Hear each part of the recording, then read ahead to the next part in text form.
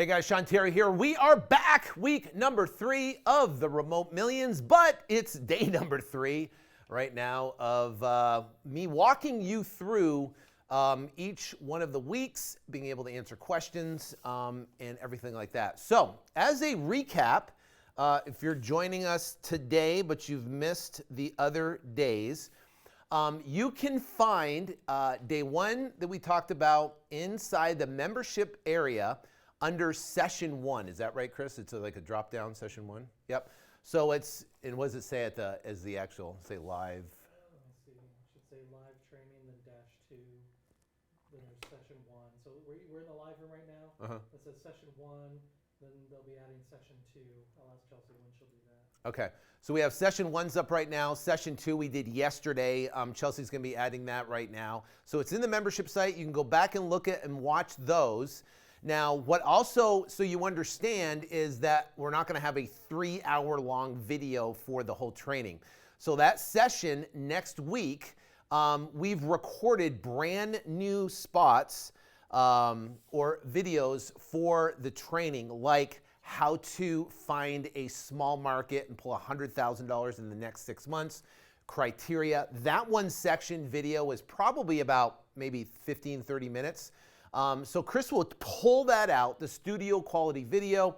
He'll create and put that in the actual course so you can visit that and revisit that and just pull that section of information out without having to watch a 3-hour video, right? So we're gonna have that 3-hour video up, of course, now, so you can watch the replays of session 1 and session 2. Session 3 right now is being recorded. This will be up in the membership area as well. And then what he's doing is taking all the new content as we're updating this course, new content, and then adding it to the course as well. Which is cool. So in week 1, we talked about understanding your key performance indicators, your KPIs, the amount of leads you get in, the amount of offers you make, and the amount of contracts you get, and tracking those numbers, holding yourself accountable for it. And we have a great program called First Check Challenge. First Check Challenge that's phenomenal. It's an 8-week program that we literally hand-hold you through this process of going out and getting deals. It's primarily geared towards someone that wants to get their first check. Everything's done via Zoom. We actually work and show you how to hold yourself accountable and work through that process to be able to do that. That's the First Check Challenge. It's been, so I think you just go firstcheckchallenge.com, firstcheckchallenge.com, and check it out if you want.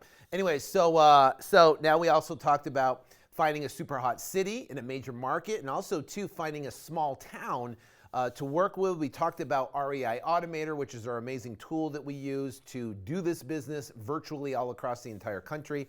Setting up your phone system, we talked about the methodology of marketing. We've added 2 new lists that just came out recently with REI Automator that now you can target, and the results of using those lists are phenomenal. We have a tax delinquent list, and we also have the multifamily 2 to 4 list that we talked about. Those are 2 really amazing lists. We also talked about a brand new texting platform where you can use for sellers. And today we're gonna talk about buyers, how to find buyers. We're gonna show you a way that we're finding buyers and selling properties very quickly. And it is done where I haven't seen anybody in the marketplace. Nobody's doing what I'm about to show you, and it's working phenomenally. And the reason why I can tell you this, the reason why we're always on the cutting edge of the best technology and the best methods to go out and get deals done is because I'm in the middle of doing it. I'm using these every single day. I'm teaching how to use these every single day to my team, and we're developing new ways as we find them, and being able to bring them to the marketplace. So, stuff I'm about to show you, nobody knows about, nobody's doing in the marketplace, and we're crushing with it. This is one of our top ways we're selling properties. We're going to talk about that. We're going to talk about ringless. We talked about ringless voicemail, what that looks like, and how to generate leads in these small markets. And if you go to the big markets and someone, you drop a ringless voicemail, you know, they're getting 10 other ringless voicemails from 10 other investors, plus they're getting a lot of postcards, plus they're getting text messages, plus they're getting cold called, you know, and they're getting inundated by all these investors and these large iBuyers that want to buy their house. Competition's high. In these small markets, you're the only one talking to them. They're only getting one voicemail, and it's from you. They're only getting one postcard, and it's from you. And they're only getting one cold call, and it's from you, or one text, and it's from you. And it gives you such a massive advantage in these small markets. Anyways, that was week number one. That was all in week number one. All about how to generate leads, right? Generate leads and bring these leads into house. If you follow what we talked about in week one and you follow this methodology that we talked about, you will not have a problem generating leads, especially pulling them out of these small markets across the country. So that's number one. Generating leads, incredibly important. That's always the first step. That's what we want to jump into. We don't want to go in and set up a business and get LLCs and get our, you know, our logos on our shirts and do all that type of stuff. We want to generate revenue. We generate revenue by generating leads. The more leads you get, the more opportunities, the more revenue you can generate. So week one was all specifically about generating leads, tracking those leads, making offers on those sellers, and getting contracts. Week number two is, hold on a sec. I gotta take this and plug this in over here. My battery is dying over here, so I've gotta plug it in. Okay, okay. Something like that. Okay. Now, so the bottom line is, in week number two, now we talked about as the leads come in, what do we do with those leads? We talked about making offers over the phone and the 4-step closing process. We talked about the deep dive, building rapport, getting the first and second asking price. We talked about the set, the researching the property and getting prepared your DocuSigns, and then the close. We walk through that process and exactly how to do it. The scripts we're using right now that literally we can take someone that doesn't know anything about real estate, we can give them this script, give them an idea, and they can turn around and get a property under contract and do deals. So we also talked about what happens, the 3 things after you make an offer. They'll either sign the contract or they're either going to object about that offer, or they're going to want to hold off. And then you're going to have to go into essentially a follow-up sequence. We told you how to overcome those 3 responses after you make an offer. We talked about what makes a great person that does this business is the ability to overcome the objections and move to a close. We talked about understanding personality types. We got the red, blue, green, and yellow personality types, how that takes impact when you're talking to a seller. With green personality types that are analytical, they're technical. They want to know the facts and the figures and the details and things in writing. Those people, you don't push them to sign the contract today. You actually back off and you let them review the contract and ask any questions. And if you do that, you're the only one that's going to do that, and they will feel comfortable with you, like and trust you, and be able to move forward with you and get that contract closed. We talked about the other personality types too and exactly how to deal with them. We also talked about making offers, strategic offers in this market, and also pricing in COVID-19, this whole pandemic, what buyers are seeing, what they're wanting in the market, what sellers are seeing and they're wanting in the market, or actually sellers discounting in the market. So we talked about that. We talked about using DocuSign. We talked about getting pictures directly from sellers, which are critical. We also talked about the tools that we use in our business to do deals virtually. My whole team right now is working remote. We meet via Zoom. We have our phone systems. We can transfer remotely.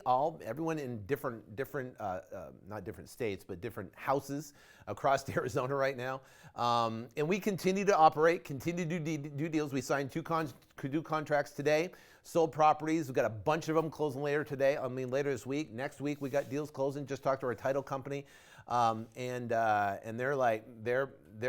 they're still moving forward and crushing, using new technology that is coming out strictly because of this COVID-19 that we're going to talk about today that no one's talking about. I guarantee on the planet, there's no one talking about what I'm about to show you on the new technology just happening right now as states adopt this e-signature closing that we're talking about in the services that we're going to talk about to get deals closed. Even if your county recorder is closed, we can still get deals done. So, which is critically important during this environment, because we know President Trump, I believe, came out yesterday and said we're in for an ugly next 2 to 3 weeks. So everybody, please stay safe out there. Wash your hands, don't touch your face, and social distance. The bottom line is that instead of being helpless at home, you can be learning a new skill and a new trait and actually do business and continue to operate and be able to do this. And buyers are still buying properties. Even if a buyer doesn't want to go look at a property, you can get that property in the queue, which we'll talk about. So today, we're going to talk all about buyers. We're going to talk about how to get buyers to your property. So week 1 was all about lead generation. Week 2 is all about getting the contract. Week 3 is all about selling your property quickly, right, and getting that property closed. Week 4, we have case studies, right? So week 4, we're going to talk, and we're going to wrap everything up and talk anything that we're doing specifically new.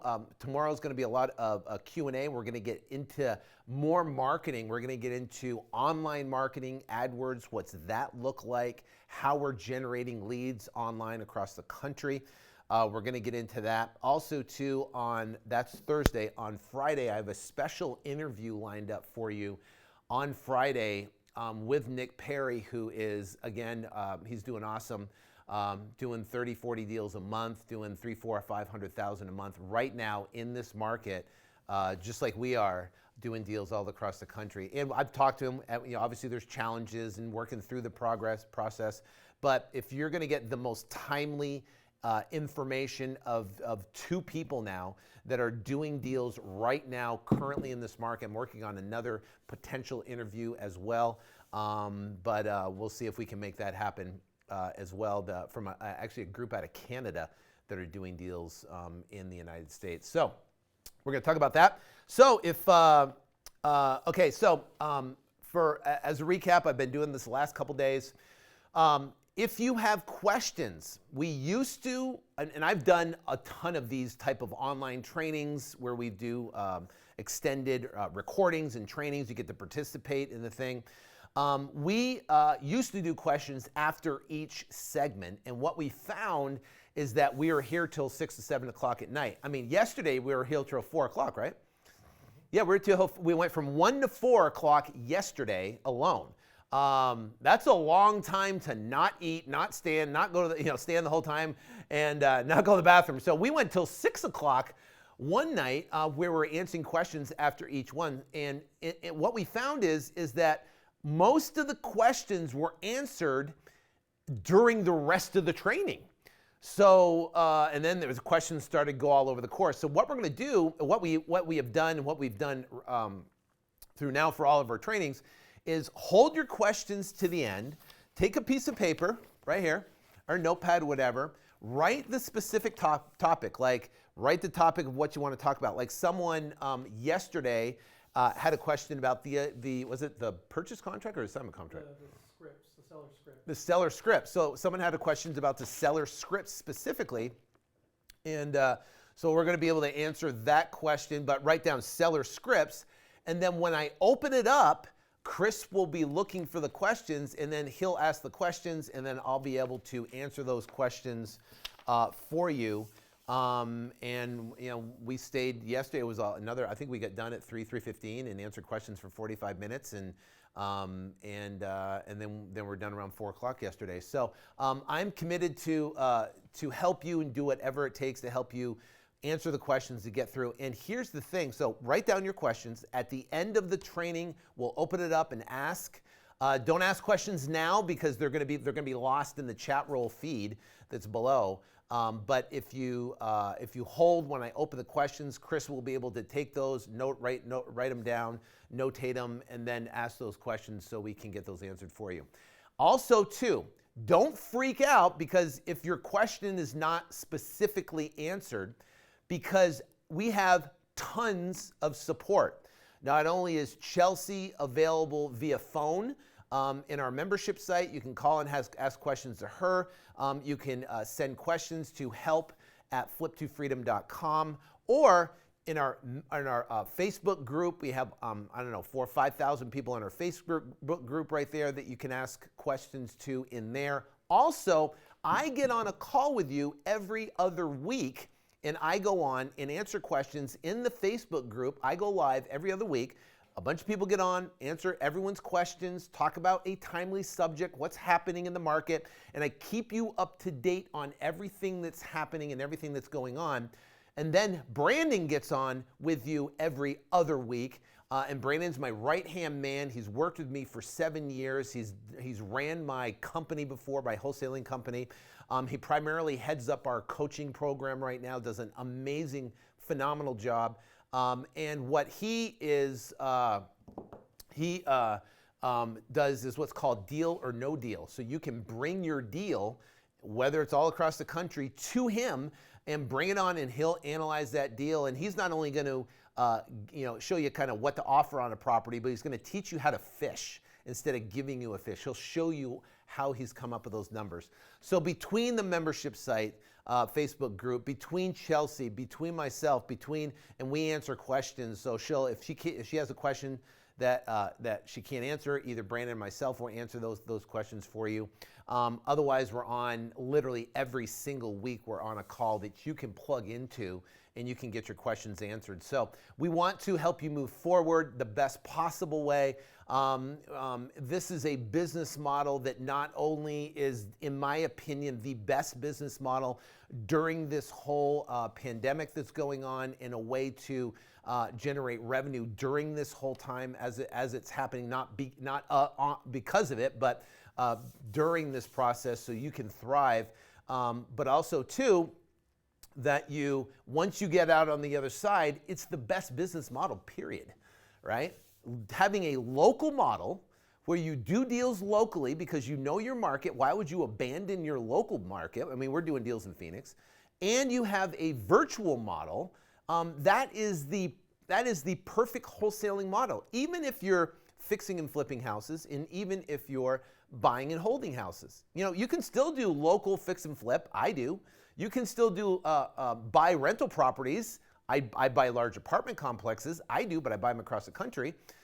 So you can still have that business model, but because of wholesaling and because what you're learning on this course, you'll be able to do it all across the entire country and generate what's called cash revenue instead of waiting 3 to 6 months for a fix and flip to actually realize a profit. There are more fix and flip investors that are implementing a wholesaling model part of their business, and they're in highly competitive markets where it's hard to generate leads and deals, but you open up this, it's amazing. So that is intro.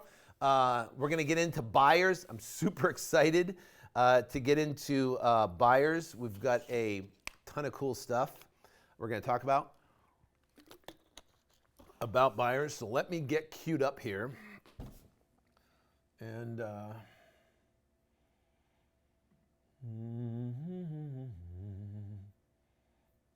me see. Where's it? Oh, that one. Is that Akron?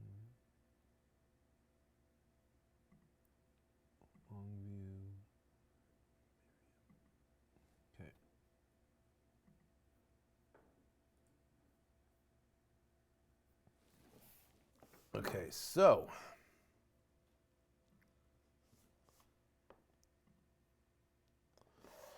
all right, I'm ready.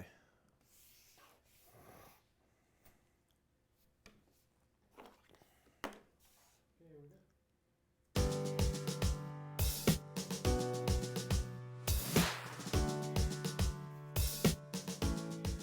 Hey guys, Sean Terry here. We are back with week number 3, Remote Millions, and we're talking about now how to get floods of cash buyers to your properties using the most recent technology and stuff I can tell you that nobody's talking about unless they've actually watched this video and they're applying it in their business. So remember, week 1 is all about generating leads. Week 2 is all about getting deals closed over the phone. We're now into week 3, and we're talking about how to get those properties sold. So we're going to talk about the process of finding buyers.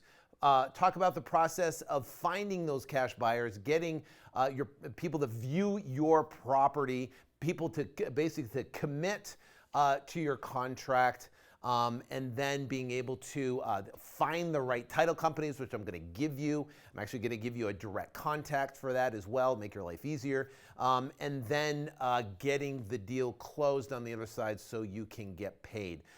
So we've got a lot to cover here in week number 3, but first initially, now you got a property under contract. Now we want to turn around and find that buyer. We've got pictures from the seller. We got the contract. We got all the details on it. So let's talk about the process of finding those buyers. All right, so now, how to get floods of cash buyers. First off, what we want to do is we want to go into REI Automator. I'm just going to illustrate it here. I'm actually going to take you into the software and show you how it works. But go in the REI Automator and we can actually pull cash buyers directly out of here. And there's a criteria that we want to have. If it's a single family property, we want to find single family cash buyers, right? 1 year ownership or fewer. So we want recent cash buyers in the area. We want individuals versus corporate because we're going to skip trace them. And then we want local buyers that can go over to the property and commit. And whatever our purchase price on our property is, we want to make sure that we're able to, we're at or under that number. So there's no reason to find the cash buyers in here that are purchasing properties that are essentially buying luxury properties, I guess you could say. So that being said, let me go into here. So I'm in now REI Automator, and I pulled Lubbock, Texas, as an example, Lubbock, Texas. And you see there's 106,000 properties there in Lubbock, Texas they have on record. So I'm going to go through here, and I'm going to go to cash buyers, right here, cash buyers. And we're going to owner occupied, we're going to do no. So these are all the cash buyers right now in the market. We're going to do property characteristics, and we're going to do single family. We're going to do MLS status. It doesn't really matter. Foreclosure status, we don't care about. We want to go owner type. We're going to do individual because we're going to skip trace this list, and we don't want to have corporates on there because we know we can't skip trace corporates. Now, if you see the count is 3,327 on there, 3,327. So we want to have sale date or ownership, we want to have a year or fewer. And that's going to bring it down to 231. So these are people that have purchased properties in the last year. Now, if that count is too small, meaning it's 50, 20, then you can go back to 2 years or even go up to 3 years if you want, if that count is too small. Now what we're going to do is going to go here and we're going to do local, right? So now we get down to 162. We want local because we want them to be responsive. They want them to go look at the property. They want to purchase it cash in the last year, and they're a non-owner occupant, meaning that they are buying it for investment purposes only, right? They're a cash buyer buying it investment purposes only. Now let's look at valuation. Let's say our property is under 250,000, right? We can do estimated value right here. We can say 250,000, and it's under 250,000. So we got 149 of our perfect properties, and here is all the details for that, right? So that's huge. That is a phenomenal. These are cash buyers that purchased within our price point, that purchased in the last year, and they're absentee owners, and they're local, meaning they're local in your business. So what you're going to do is you're going to add this to your list right here, and you're going to add to list, boom, and you're going to create a new list, boom, right? And then you're going to call it, Lubbock Cash Buyers. We're going to press save. We're going to add that to our Lubbock Cash Buyers list. Now what we're going to do is after we do that, now we're going to take that cash buyer list and we're going to skip trace that list, right? And we're going to go, we just want phones, or actually you can do both. You can do phones and emails, right? We're going to select the contacts. We're going to go over here and we're going to go to our marketing list and we're going to Lubbock Cash Buyers. We're going to select all right here, and we're going to go done, and then we're going to go next, and then we're going to skip trace our list.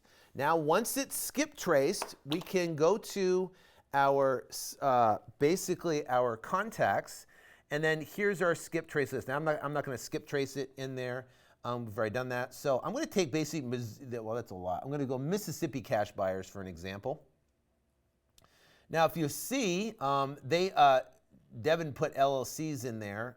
This was before we figured out that we can't do LLCs, but essentially what you can do is you're not going to have these LLCs in there, so you're not going to have these big gaps of properties not being searched. Yours are all going to have email addresses. They're going to have phone numbers. Look at all the phone numbers in here, and the owner information. So what you can do is you can select all right here, and then you can export that list. Now what we're going to do is we're going to export that list of these buyers, and we're going to put them into Smarter Contact. So we're going to go to lists, we're going to upload, we're going to drag and drop and upload our list over here, right? And then we're going to go to our, and actually here's all of our lists that we have here.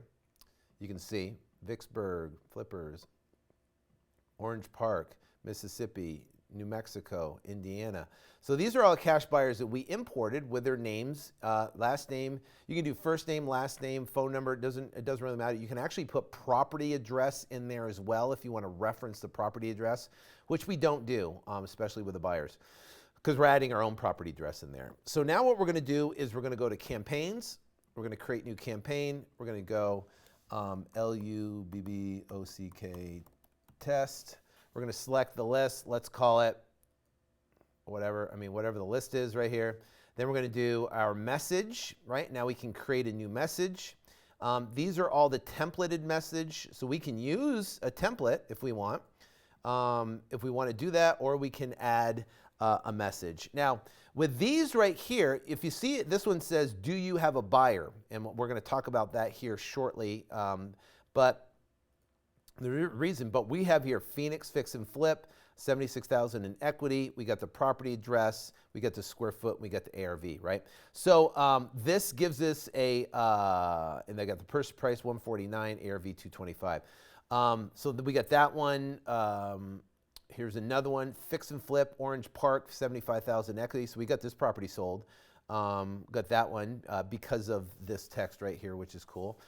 So yeah, these are different texts, and we give you examples. I've given you examples of the different text.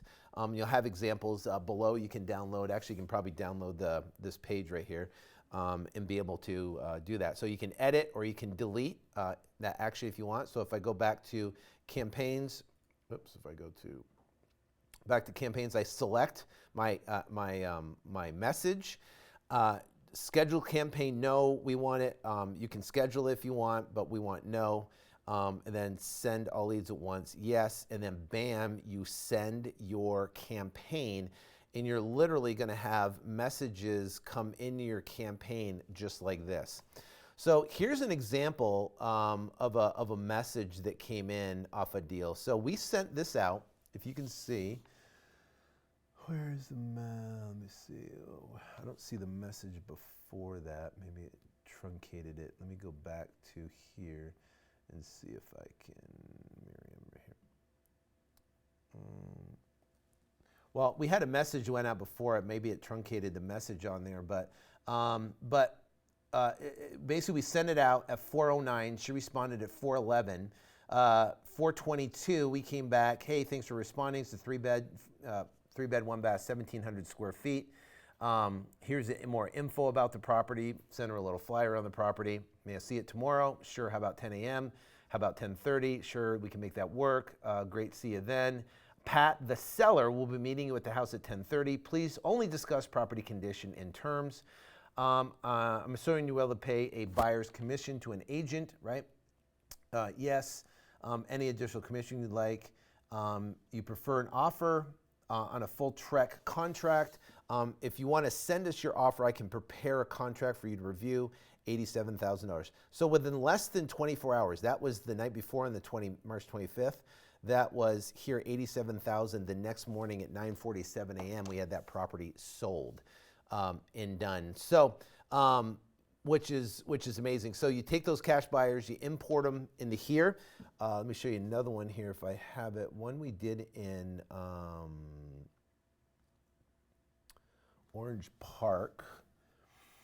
This guy, Ed, right here, we're talking to him, right? Make an offer, right? He's seeing what he can do. He went out and looked at the property. So we're still negotiating with him, getting this property. Actually, this one's done. I think we already get the contract on this one.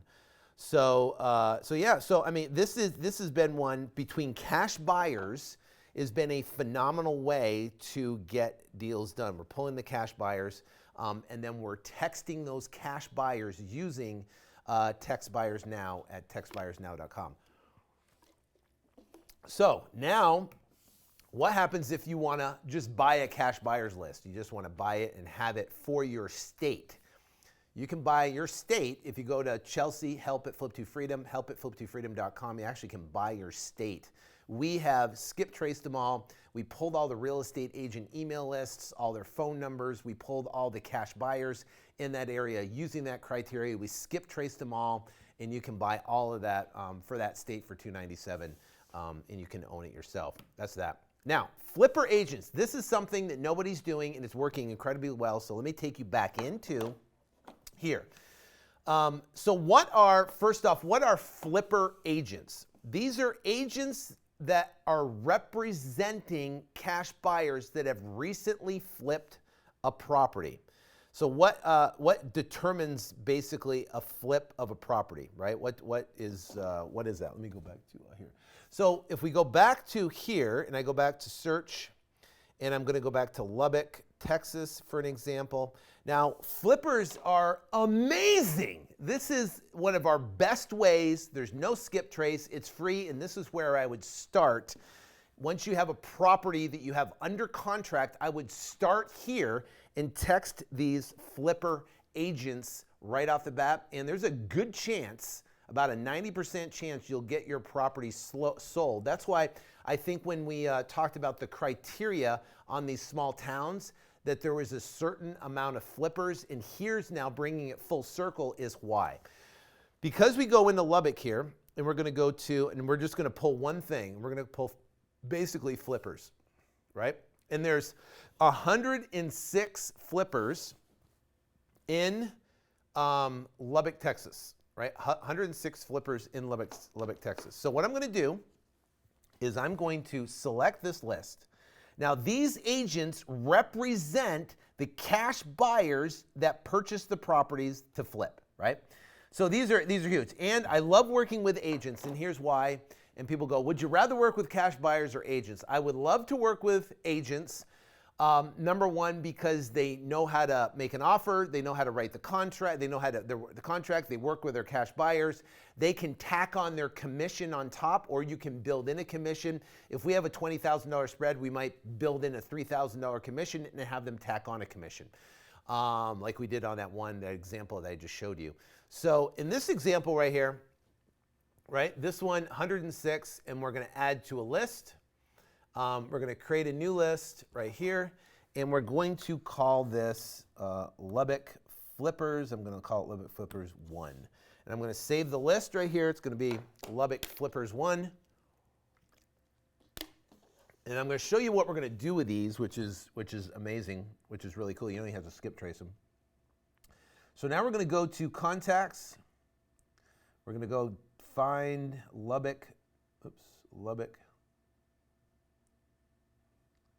Where's? Oh, that's skip tracing. Oh, properties, my fault. Lubbock buyers, Lubbock cash buyers. Where is Lubbock? Lubbock Flippers 1 right here. So Lubbock Flippers 1. So now it has all this data that we don't need, right? So what we're going to do is we're going to go this little icon up here, and we're going to get rid of it all. We don't need any of this.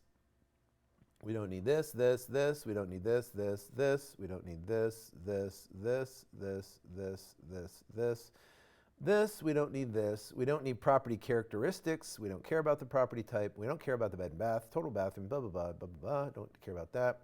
Boom, we don't care about this. Boom, we don't care about this or this. Boom, we don't care about the loan information, calculations, we don't care about that. MLS, we do. We don't care about the status, the date.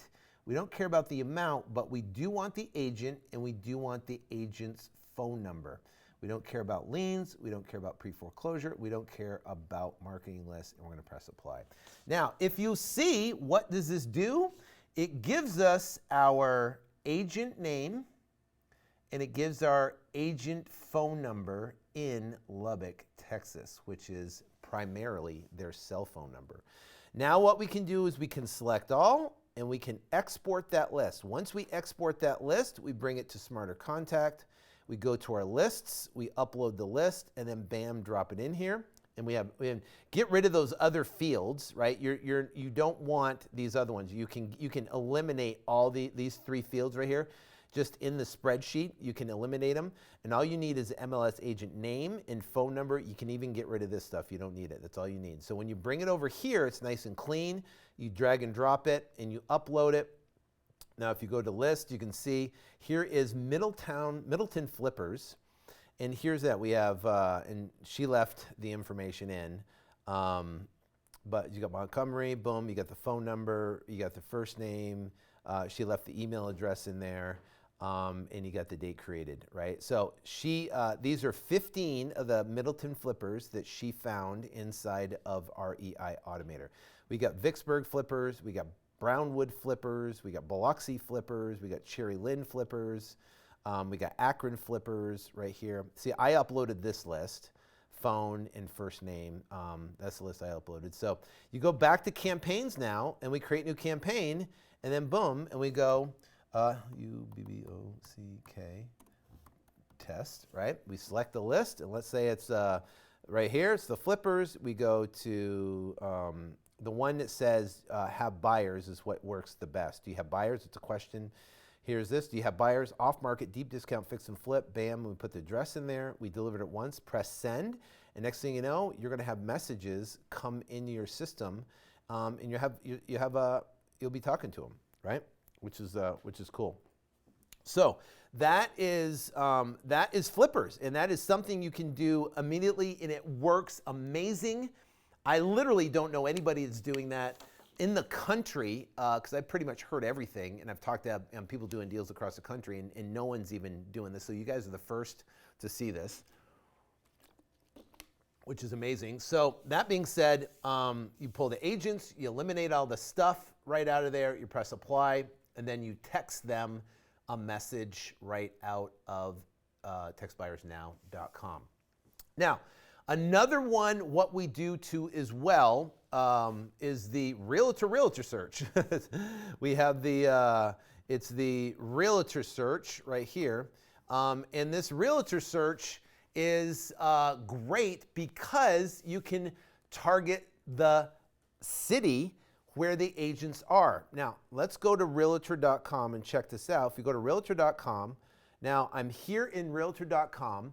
there's a couple different things, and you're going to find this on Find Realtors here, and you're going to type in your city, and over here you're going to put the filters, right? You want to put over here, you got buyers and sellers. Now, I like to go after the agents that represent buyers first.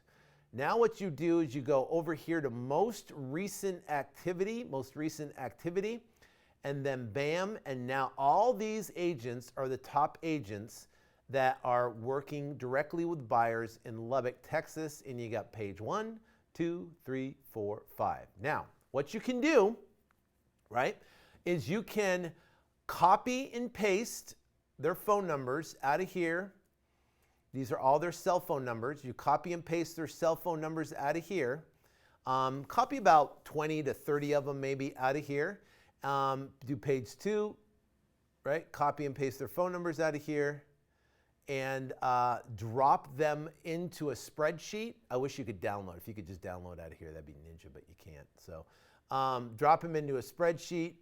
You could have a VA if you wanted to go through and pull all the agents directly out of here, all their cell phone numbers. Or you can buy the real estate agent list for Lubbock, Texas. Or you just buy, we've already bought it. You can buy it from Chelsea, buy the whole state of Texas list for $297.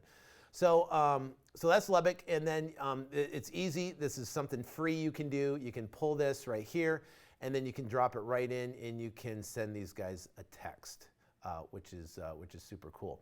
So that's a free way. You got the other free way. We're pulling the flipper agents. These are 2 ways that you can pull. If you pull the top 30 people here and say, hey, you've got buyers, and tell them about the property, there's a good chance that you will have, about a 90% chance that you'll have an agent that will have a buyer for your specific property, which is huge.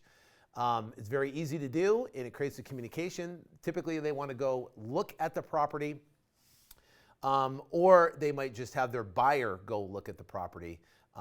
Is what they do. They'll set an appointment for their buyer to go look at that property. Now, during this whole COVID-19 thing, it'd be great if the properties are vacant on a lockbox. Sometimes they're not, but the sellers want to sell and buyers want to buy, so they'll arrange to make sure they're 6 feet apart, and so they have some social distancing. We haven't had any issues now of having showing properties during this crisis we have going on.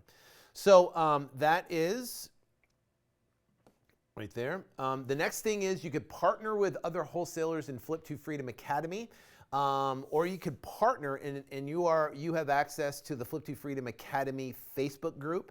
Or this is another Facebook group, which is Alex Youngblood's Facebook group. It's like the largest wholesaling Facebook group on Facebook. I think there's like 100,000 plus people right there on there. But what happens is there's a ton of wholesalers. So we had this deal in Longview, I think we were told about, and we worked with a local wholesaler in Longview. The one deal we closed in Hampton, Georgia, we worked with a local wholesaler in Hampton, Georgia, that was able to find us a deal and get that deal closed. So working with other wholesalers are great. They have the ability to find properties and be able to get those deals closed. So the first step is you have to say that you can.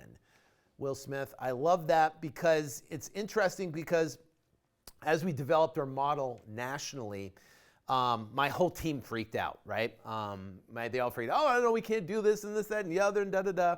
And I'm just like, listen, we can do this. We just have to say we can, and we will overcome all the objections, we'll figure out all the problems, and we will figure out how to do it. Now my team's crushing. I mean, we got 2 contracts today alone. They're smoking deals across the country. We got leads coming in like crazy. We got buyers, properties going to buyers right now as we speak. And it's all because we said we can. And if you believe you can, and listen, we've already mapped out the process. You don't have to figure it out. All this stuff I just showed you, it took us months to figure out this process in this 20 minutes that I just showed you. It took us months to figure out that process and be able to now show it to you as a proof of concept that it works. So I'm telling you, paying for speed is super smart. I wish I could have came in and paid a few bucks and attended something like this. It would have solved, I would have been so much further, but guess what? I had to develop it, learn it, modify it, change it, fail at it, succeed at it, and then teach it. And that's what I do, and it's how we do it. So hope this helps. I'll see you in the next video.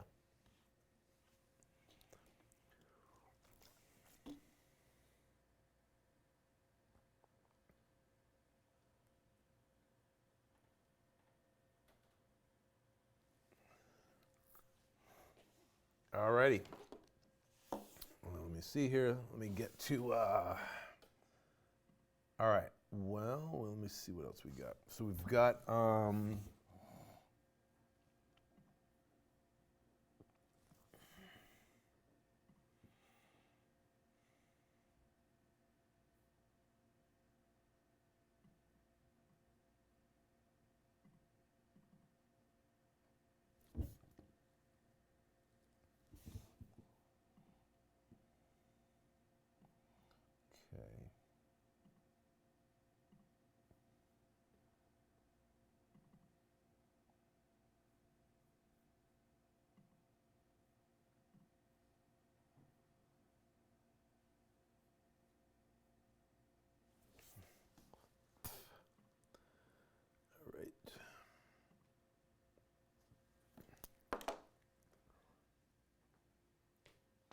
Okay, let's talk about, yep.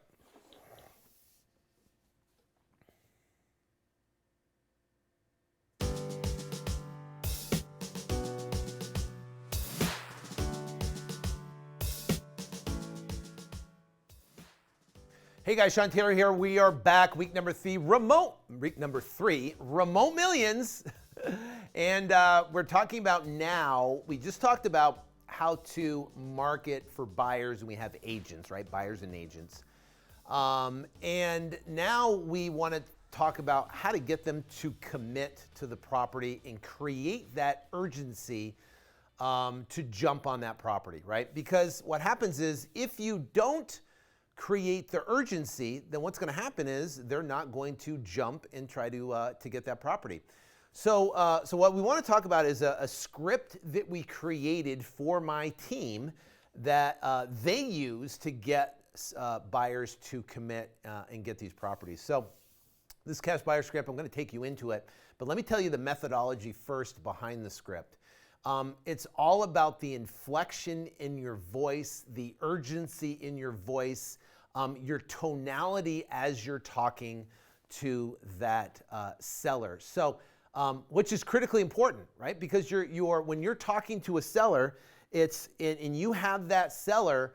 I mean, my fault. When you're talking to that buyer and you have that buyer that you're talking to, your urgency and excitement is going to move them to go look at the property and commit to that property. So, so let me give you an example. I'll give you an example, and you can take it off the screen, Chris. But so if you, for an example, let me tell you, we went to New Jersey. I was actually in New York City, and we went to New Jersey. In New Jersey, my daughter wanted to go to Hoboken, New Jersey, to meet the Cake Boss, right? And the Cake Boss has a little bakery there in Hoboken, New Jersey. So as we were walking through Hoboken, New Jersey, we were going in the little stores, and it was way down at the end of the street was the Cake Boss's bakery. I can't remember the name of it, but down at the end of the street. So we started at the top, and we started walking through these little shops.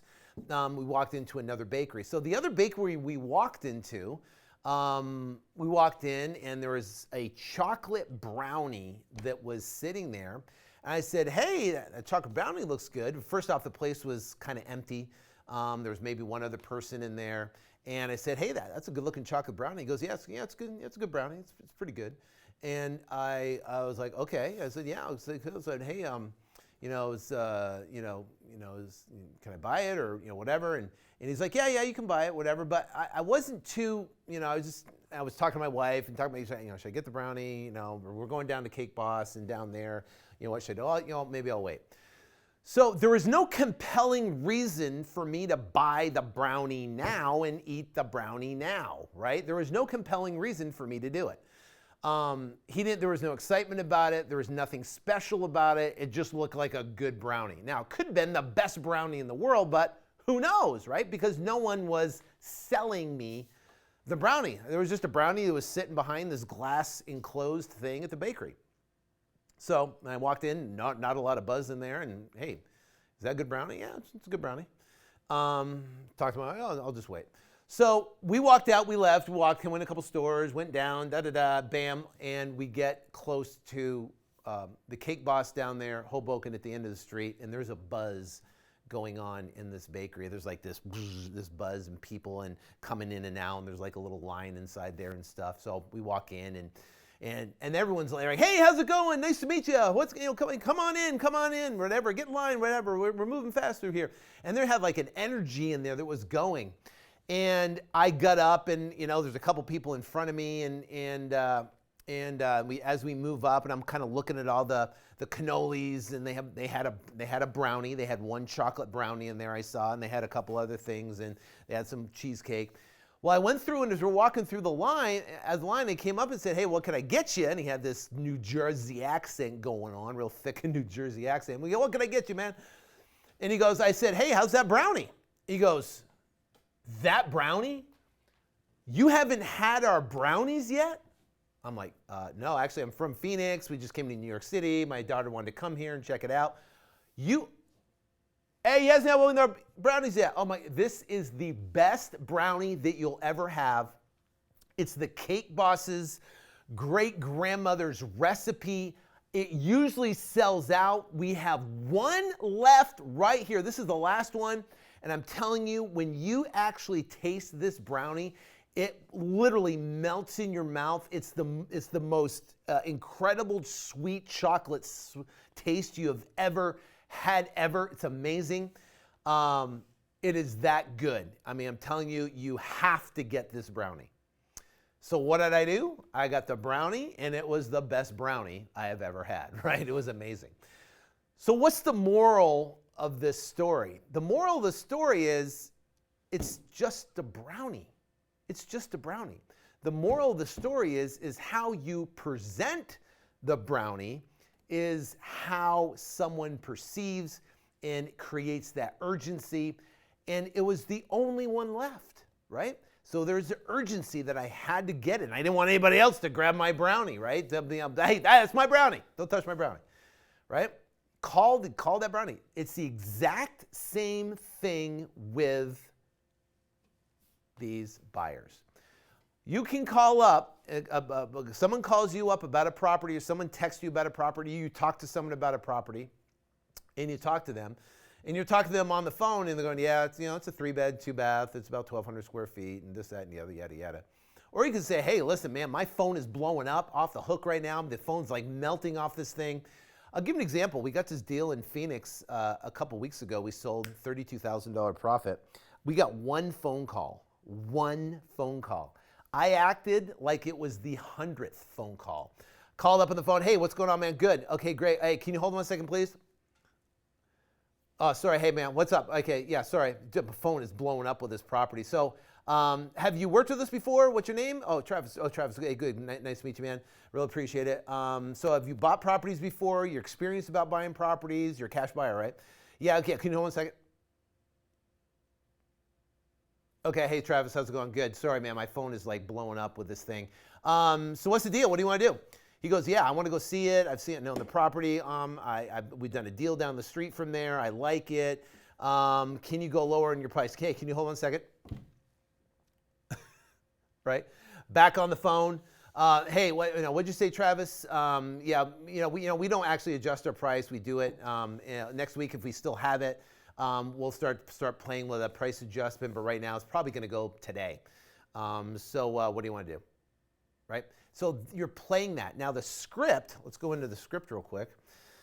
If we go back to the script, you'll see on this script right here, it says cash buyer closing script.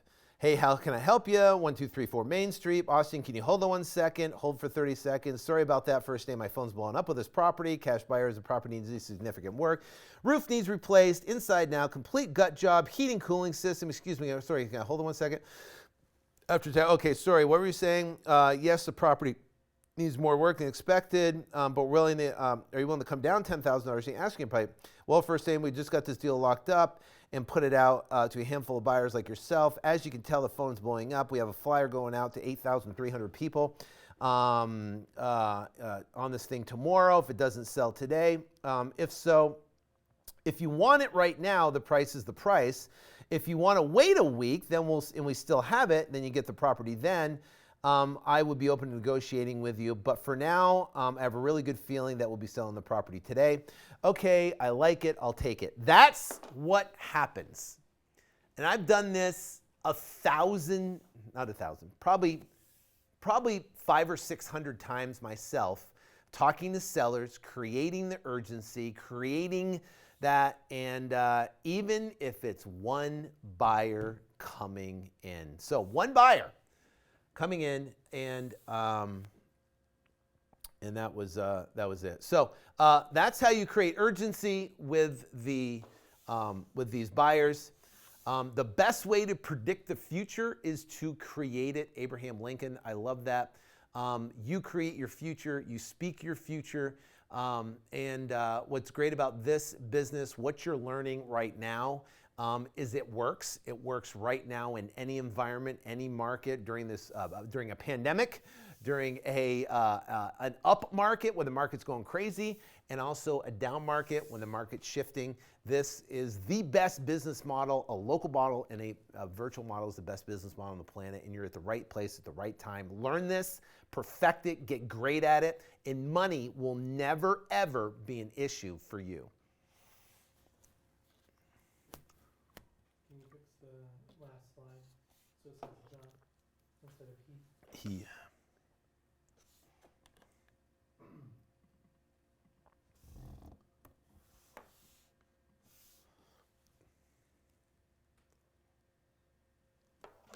Just needed to capture it for a second. Sure. Should thou? All right.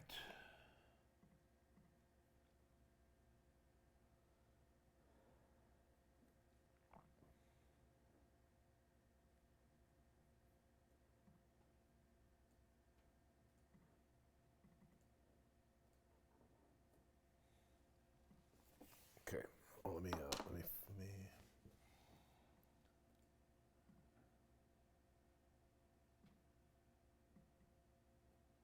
All right. Let's start there. Here. Boom. Boom, boom, boom. Let's talk about contracts. All right. I'm ready.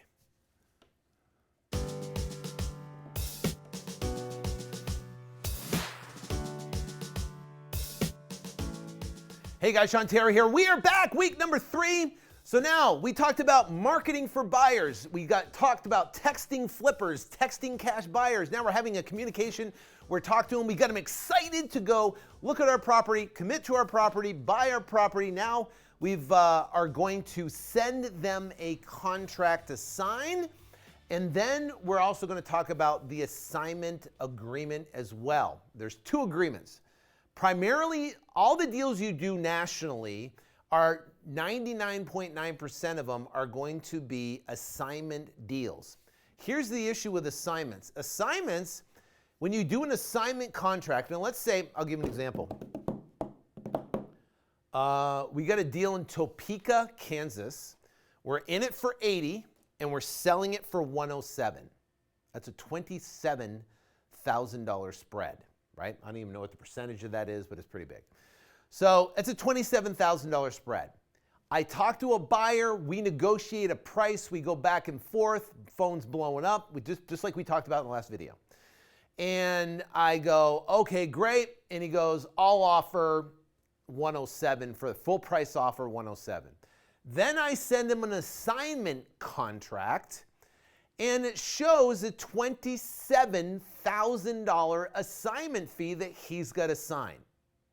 What I have found in my 17 years of wholesaling houses is that if you send someone an assignment contract and the assignment fee is over $5,000, then you'll have an issue where the buyer, because they're not committed yet, they just told you they're going to pay 107, but what happens is you give them it, they see 27,000 for it, and they go, this guy's making freaking 27,000 on me, there's no way, blah, blah, blah, blah, blah.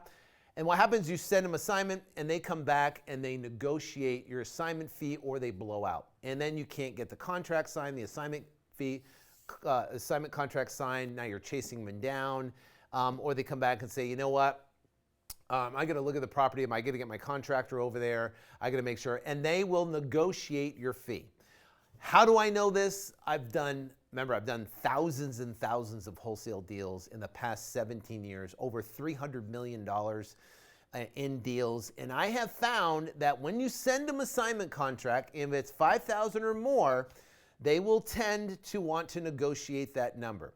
Although now when we do national deals, we only do assignments. So what do?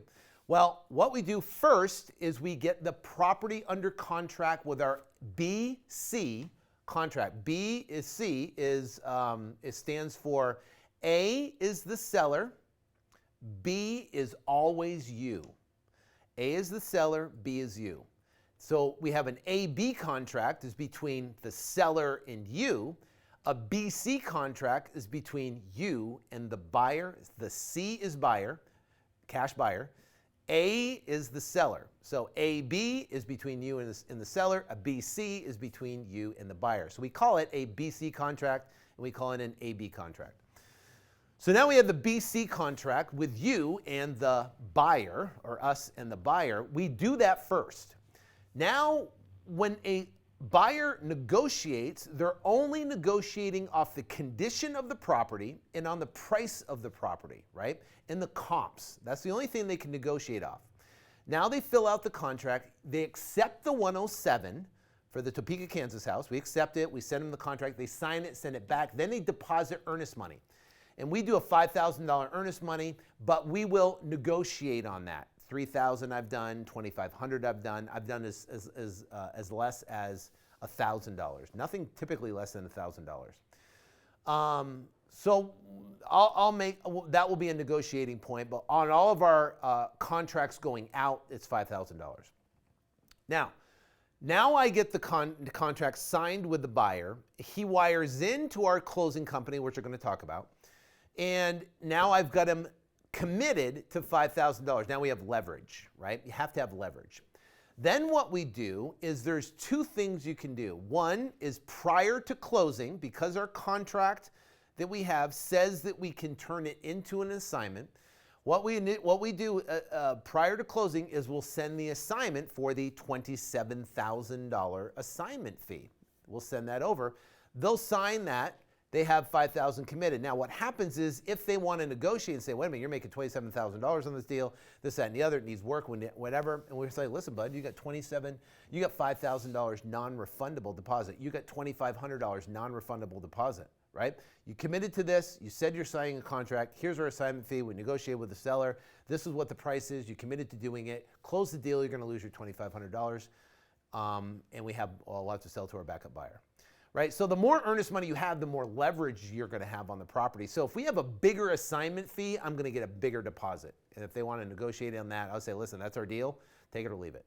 Right? What does it matter anyways? You're going to be, 14 days from now anyways, 15 days from now anyways, you're coming in with a balance of the cash. What does it matter? So I like more leverage on bigger assignment fees. So now you have leverage that they've got to close the deal, or they're going to lose their earnest money. Right? If they try to negotiate your fee. They sign that, you go to closing, and the deal's done. I like to send that assignment agreement as close to the closing as possible, a day before, 2 days before. As long as you tell the title company that, listen, we're doing an assignment the whole way, I'll get that assignment agreement to you a couple days before closing. You get the buyer to sign it, it's all done, and you get it to close. I've even done it, right, to where you can do it at closing, where it's part of closing documents. It's a little bit harder to do that. It's easier to just get it signed before, get it over to title. They're going to need that for their records to close, and then you get it done. So let's talk about the first off the first agreement here. This is the BC contract. If you note here, it's a $5,000 non-refundable. What we do and how we do this is that we get the number from the buyer on how much they want to offer, okay? Then what we do is after that, what we do is we will write the contract up ourselves. We're going to write it up. We're going to put in the buyer's vesting information. So we need the buyer's vesting information. We need which vesting means their LLC, how they're going to take the property, ownership of the property. It could be in their personal name. It could be, typically it's an LLC. And also we need to know obviously the price, and that's it, right? So we're going to write this up. We're going to, after we write this up, here's the contract. Right here I put 15 days legal binding contract. This is an agreement. Definitely got to get this done as well. We have subject to seller obtaining marketable title. That means we can close our first leg, our AB contract, with our seller. Then this contract becomes valid, that we have to have marketable title. And then you have your contract closing and transaction constitutes acknowledgement by the buyer. Premise were accepted. And you can read through this. But these are all to essentially protect you and protect the buyer as well. So, and here's an important part. If the buyer requests an extension of the closing date or of the deadline, the fulfillment, and the contingency, the seller agrees to extend, the buyer agrees to pay the seller a per diem of $200 per day or 1/10 of purchase price per calendar day towards the seller's carrying costs, though and including the closing date specific within the extension agreement. The per diem amount must be deposited with the seller at the time of the request of the extension. What this will do is it will prevent these long closings unless you have an agreement that's done prior, right? Unless you're going to have some sort of agreement that is done. You already had an agreement with them, meaning you've already had basically, hey, can we extend? And you say, yes, we can extend. And you say great. And if it's agreement that you're going to extend because of some sort of circumstances, that can happen. There's no $200 a day. But if they're set to close, they're committed to close, you're ready to close, the seller's ready to close, the last thing you want is where they get a $5,000 non-refundable and they go, oh, sorry, it's Thursday, I can't close till Tuesday of next week because of whatever. And in that situation, what happens, you go, okay, great, per the contract, it's $200 a day. If you want an extension, you have to deposit $200 up until Tuesday, and we'll get that. You fund it, it's non-refundable, and then it will go toward your purchase price of the property, but then you got to deposit ASAP. So that is AB contract. Now let's talk about the assignment agreement, which is next, right?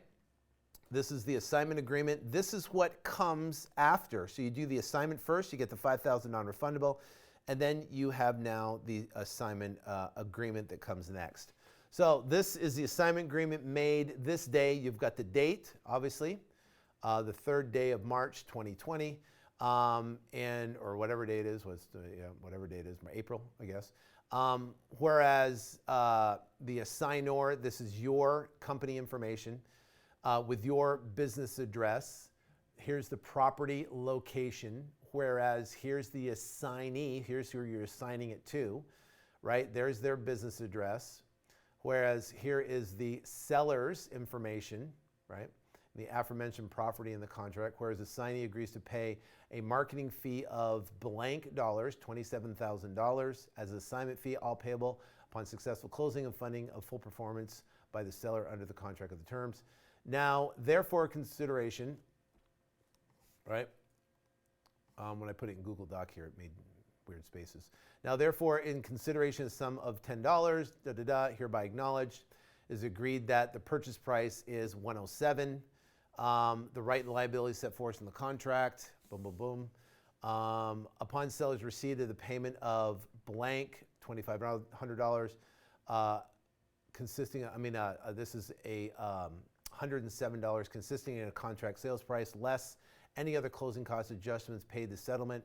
The seller, at the direction of the signer, deliver deed and conveyance of the assignee. The agreement shall be binding and enforceable only such a time the assignee shall make a good faith non-refundable deposit of boom. So this is where you're going to get the non-refundable. Now you already have the non-refundable deposit in there. So whatever that non-refundable deposit was that you got on your contract, if it was $5,000 or if you negotiate it down to $2,500 or whatever you might be, that number goes in here. And then we have a fail to perform in here. And these agreements, assignment contract, is not contingent upon buyer's financing, not contingent upon inspection period, and a contract may not be assigned. Settlement shall occur as indicated in the contract. Time of being of the essence.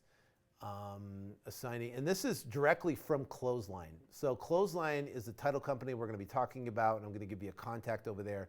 But this is directly from them on their assignment, and this is how it lays out. The fee structure on here, and then the assignee and the assignor. So you're the assignor, they're the assignee who you're assigning it to. So we get this signed after we get the purchase contract, non-refundable earnest money prior to closing, 2 or 3 days before closing. You get the assignment agreement signed, and then you go to closing.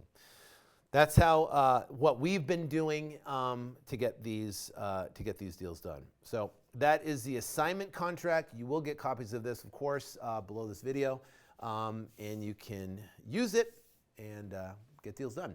Victory is having done your best. If you've done your best, then you've won.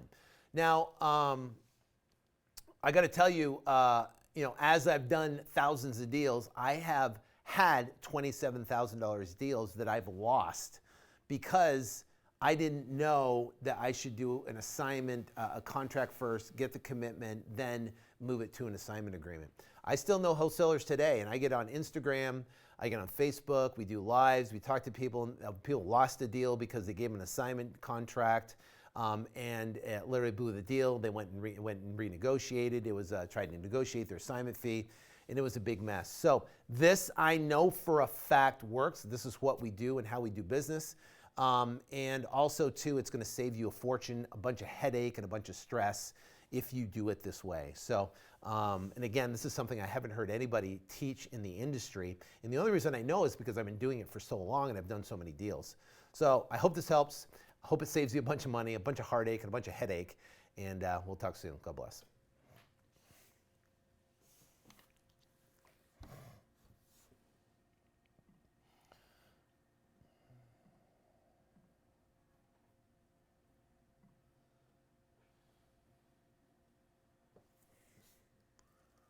Okay, now we are at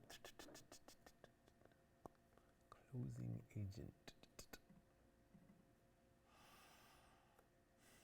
All right. More new technology coming out. Let's do it.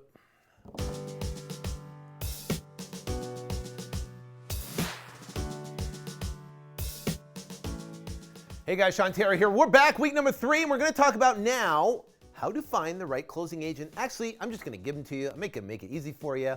I had to go find it. I had to go search. I had to go talk and interview a bunch of title companies. So I found the 2 best ones, and I'm just going to give them to you so you don't have to waste time. This is why you paid for speed, right? This is what's called paying for speed. I did all the work to figure out what title company is the best, who the relationships are. I built the relationships with them. I worked through the process with them on how to do this, and now I'm going to give you this contact in this video right now, and this is why you paid for speed. Finding the buyers is why you paid for speed. Knowing how to do an assignment contract, do a contract first and then the assignment, that's why you pay for speed. This is in finding sellers, figuring out marketing techniques. These are of these small little towns, the criteria. This is why you paid for speed, and I commend you on it. Not many people invest in themselves, and I know if you apply this stuff, it works. Why? Because I know, because I'm doing it right now in this current market, in this environment. If you can do it in this environment, it doesn't matter what environment you're in, you can do it. So here are the two closing agents, Clothesline Settlements and WFG National Title. Now, we use primarily Clothesline. Clothesline is a virtual closing company. They're in 42 states, and they're awesome. You can call Michael Bell, 301-795-2879. You can call him directly. Tell him that Sean Terry referred you to him, that you're currently going through the course, and he'll be happy to talk to you. Actually, I just talked to him this morning and asked him if he wanted me to actually give you guys that's watching this right now his phone number. So he said, yeah, sure. I don't think he knows what he's getting in for, right? So anyways, 301-795-28. He's very good. They have an awesome team all across the country. WFG is a little bit different. They are a national closing company. They're in pretty much every state across the country. But they have local branches that they work with. So whatever market you're in, like with Clothesline, you do a bunch of deals, you'll get your own closing agent, and then they'll work with you on your transactions in those 42 states. WFG has different locational branches all across the country and different title escrow officers in each branch, meaning if you have a deal in Shreveport, Louisiana, they'll have an office in Shreveport, if they have an office in Shreveport, or an affiliated office in Shreveport, and then you work with the agent out of Shreveport to get that deal done. So these are the two closing agents. I just saved you a ton of time. I saved you a ton of energy, and all you got to do is call Michael Bell at Clothesline. He'd be happy to take care of you. Again, just let him know that you've been working through me with this course, and he'll take care of you. Now, you want to talk about new technology, and want to talk about how getting deals done. And right now, during depends on when you're watching this video. If it's after the COVID-19 crisis, depends when you're watching this. As we're recording this, it's during this COVID-19. And there's a lot of county recorder's office that are essentially closing down or closed. And we are still able to get deals done because of this brand new technology that I'm showing you right now. And what this is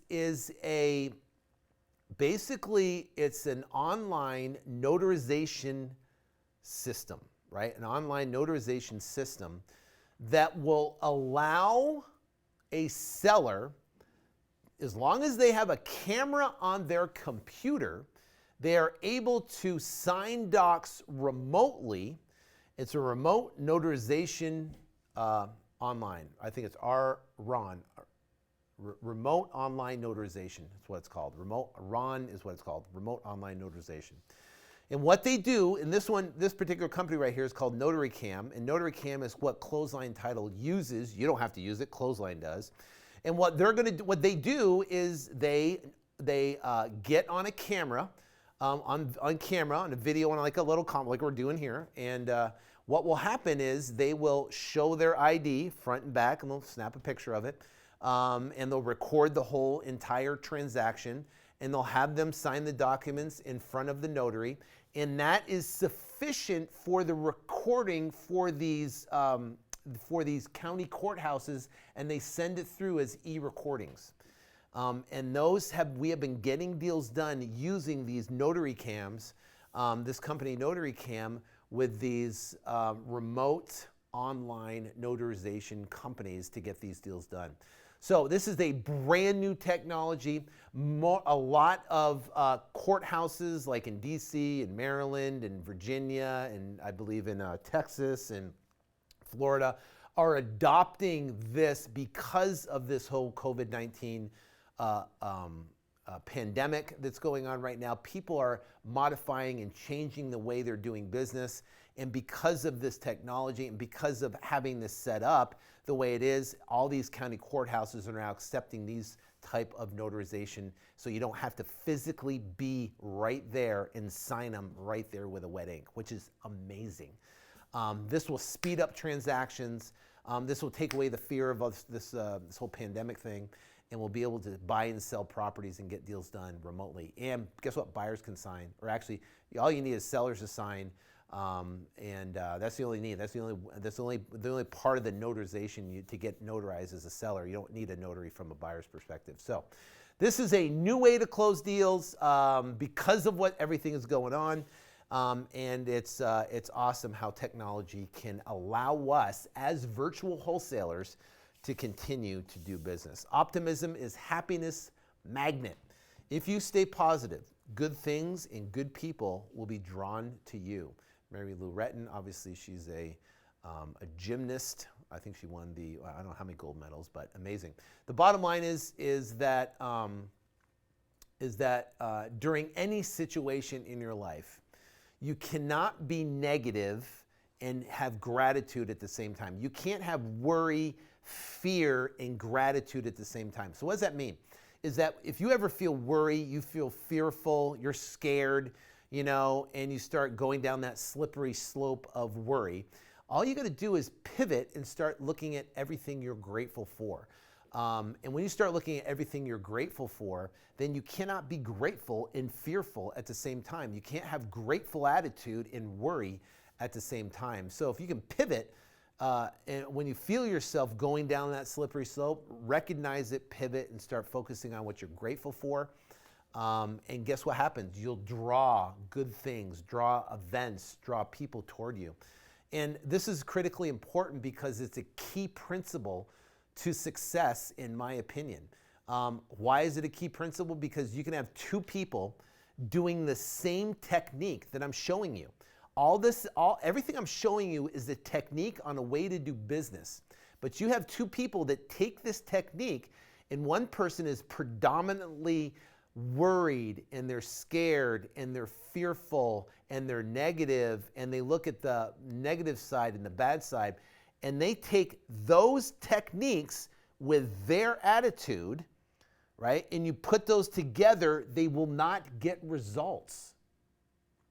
But if you have someone that has a positive attitude, they're grateful, they focus on what they love and appreciate, and then they bring together the technique, that's the magic formula for success.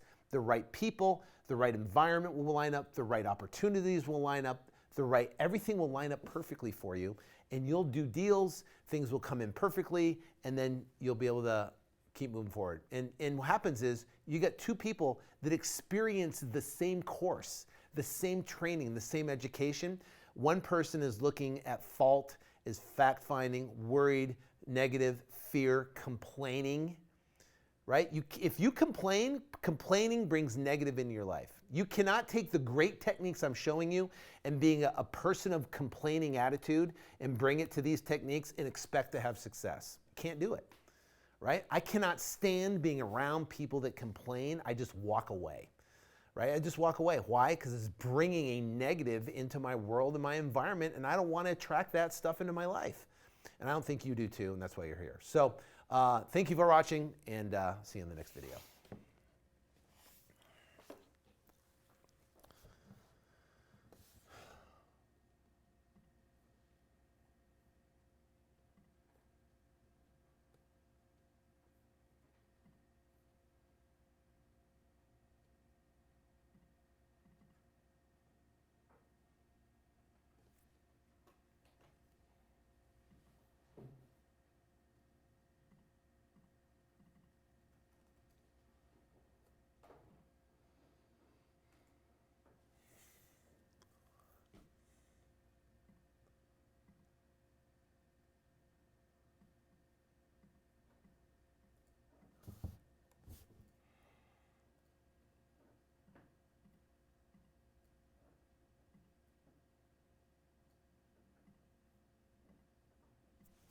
All right, ready?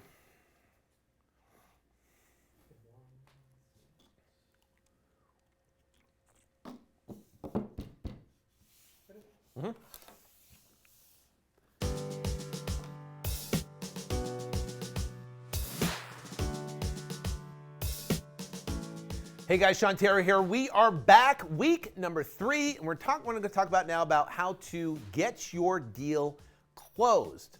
So, in week number 1, we talked about generating leads. Week number 2, we talked about closing those sellers over the phone, the technique, the scripts, how to close them, read personality tape, overcome objections, get deals done. Week number 3, this week, we're talking about finding buyers. So we found the buyers. We talked about how to talk to the buyers, right, to get them to commit. Now they're getting commit. Now they commit. Now you have a title company. We've talked about the contracts, the assignment contracts. I gave you the contacts of the title company to get the deals closed. Now, what happens during the closing, right? Now, on your virtual deals that you do all across the country, 99.9% of all of them are going to be assignment type of deals, an assignment, versus a double escrow. Whereas locally in Phoenix, 99% of the deals we do are double escrows. Why is that? I don't know. Clothesline and WFG they prefer doing assignment agreements, which is fine for us because it's less fees that come out of your proceeds. So let's go in and look at what an actual, how it essentially works. So what we're doing is we got 2 contracts, right? I'll give you an example here. We got 2 contracts. We sign a contract with the seller, right? So here's a contract number 1 right here. And so contract number 1 here is with the seller. Now this contract is as a 30-day closing with a 30-day inspection period. 30-day closing, 30-day inspection period. And let's say we sign that contract for $50,000. We do it via DocuSign like we talked about. We talk to a seller over the phone. Talk to them in 15, 30 minutes, send them that DocuSign, they sign it on that. 30-day is $50,000, 30-day close, 30-day inspection. Now we have contract number 2.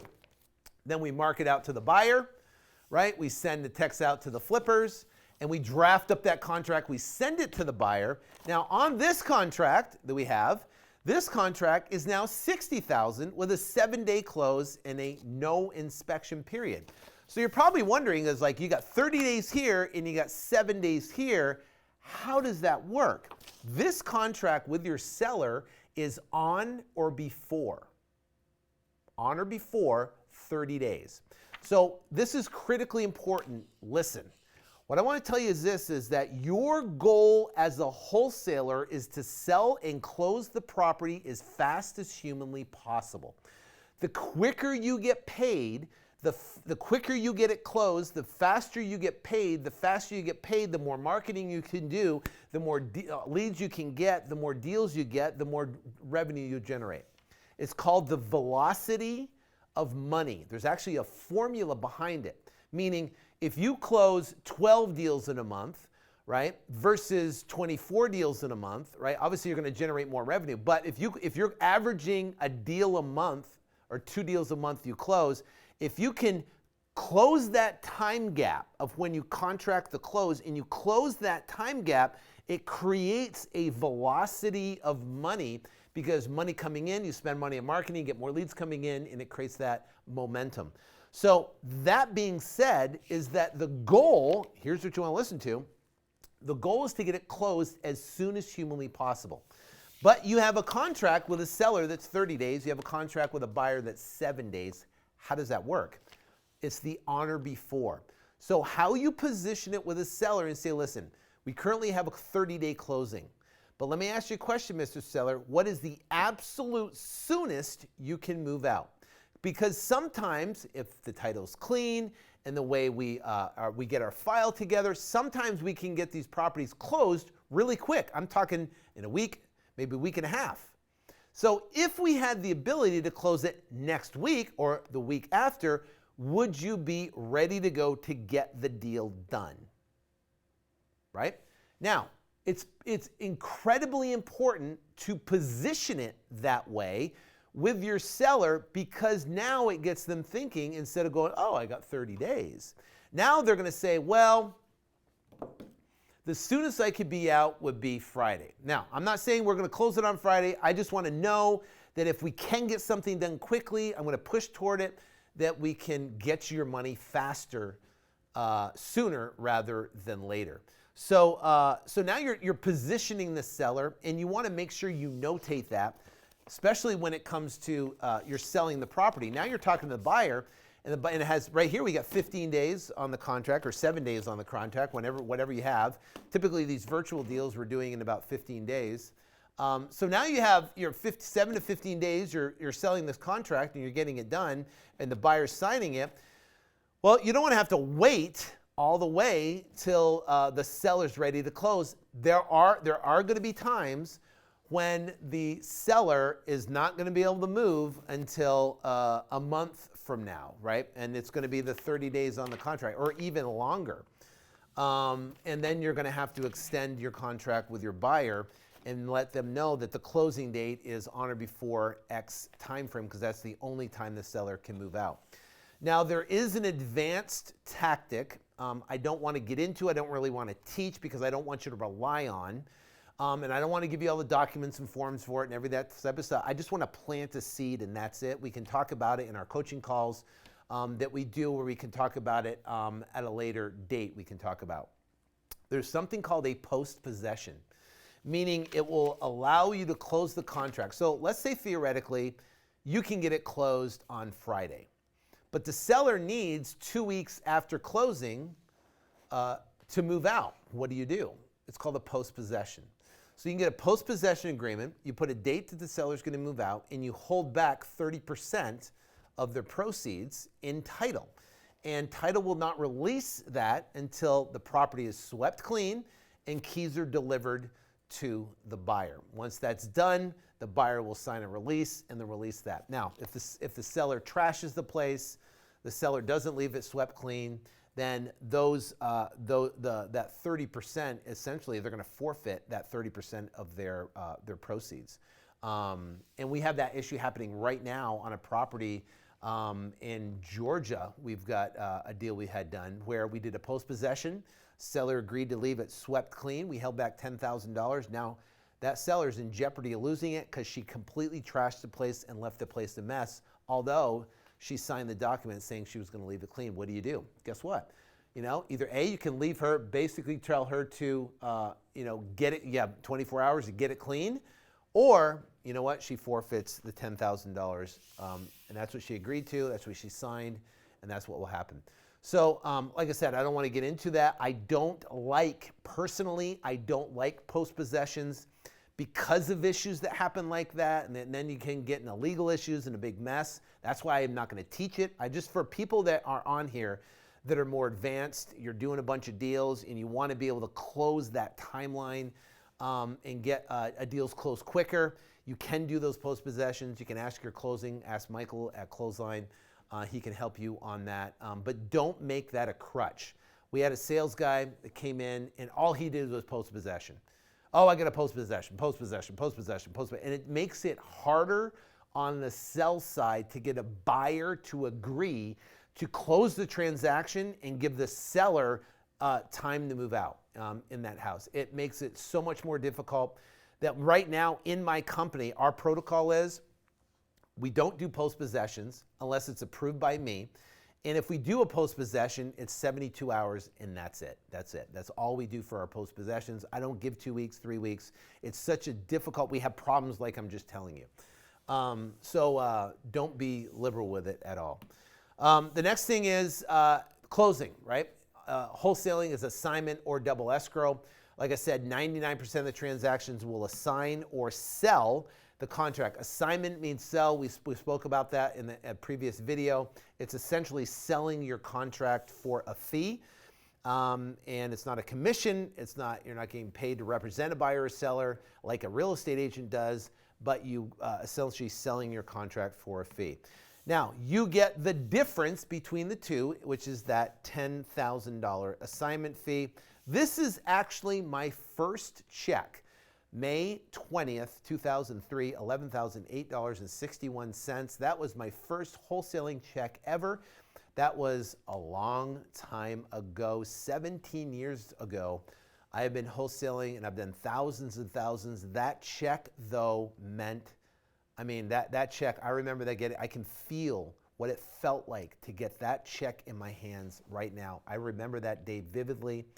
I was so excited because that was that was the turning point in my life. That's where everything changed.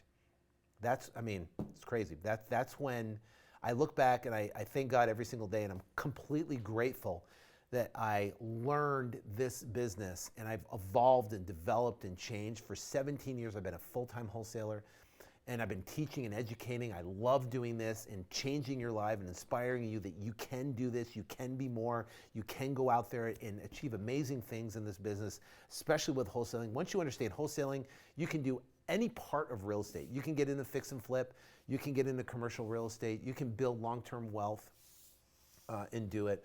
But the bottom line is that check, I just think I know exactly where I was when I picked that, when I brought it home. And I remember I showed my wife, and at the time, our refrigerator was on the kaputs. And my wife's like, oh, thank God we can get a refrigerator now. And I remember we used that check, and we bought I think it was a $1,500 refrigerator with it at the time. Here's an example deal of a nasty house in Phoenix we did in Sheridan, 223 East Sheridan. Here's the details. So it's ARV, worth $320, contract we signed for $158, BC contract $196, $39,456 profit on there. Some people don't even make $36,000 a year. So, to make it on one deal, which is awesome. So, live as if your prayers are always answered. Always answered. That is living in the state of expectancy, which is critically important, because if you prepare for failure or prepare for the worst, you'll get what you prepare for. If you prepare for success and you expect success, guess what? Success comes your way. It's almost like in the Bible, in I think it's 2 Kings, and they were told, because they were in a drought, to dig the ditches, right? They were told, the Israelites, to dig the ditches. And what they did is they dug the ditches when there was no sign of rain at all, anywhere, no sign of rain. But they dug the ditches, and what happened is the rain came and filled those ditches up, and they had plenty of water. So what does that mean? Dig your ditches. What does that mean? Prepare for success. Prepare for what you want to happen in your life. And I ask you this, what are you preparing for? What are you expecting in your life, right? Are you expecting success? Are you expecting good things to come your way? Are you planning your marketing, sending out your marketing, expecting sellers to call you and getting deals under contract, right? Or are you expecting failure? If you expect and plan for failure, you expect and plan for it not to work because of maybe you had previous things that hadn't worked before, don't bring your junk, the things that happened, negative things, into the future and impact what you're doing here today. Leave that in the past. Focus on only good things going forward and prepare for success, and success will be inevitable.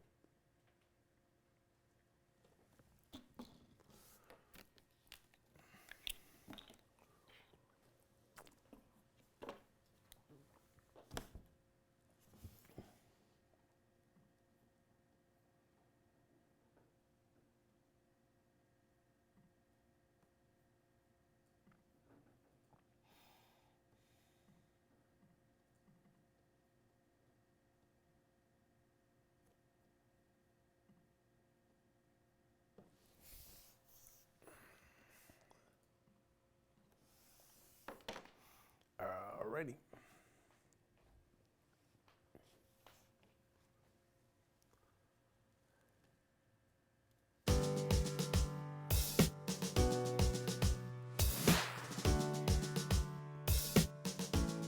Hey guys, Sean Terry here. We're back, week number 3, and now we talked all about closing, getting the contract signed, assigning the contract, finding the buyer, talking to the buyer, all that, and we're doing an assignment to get the deal closed.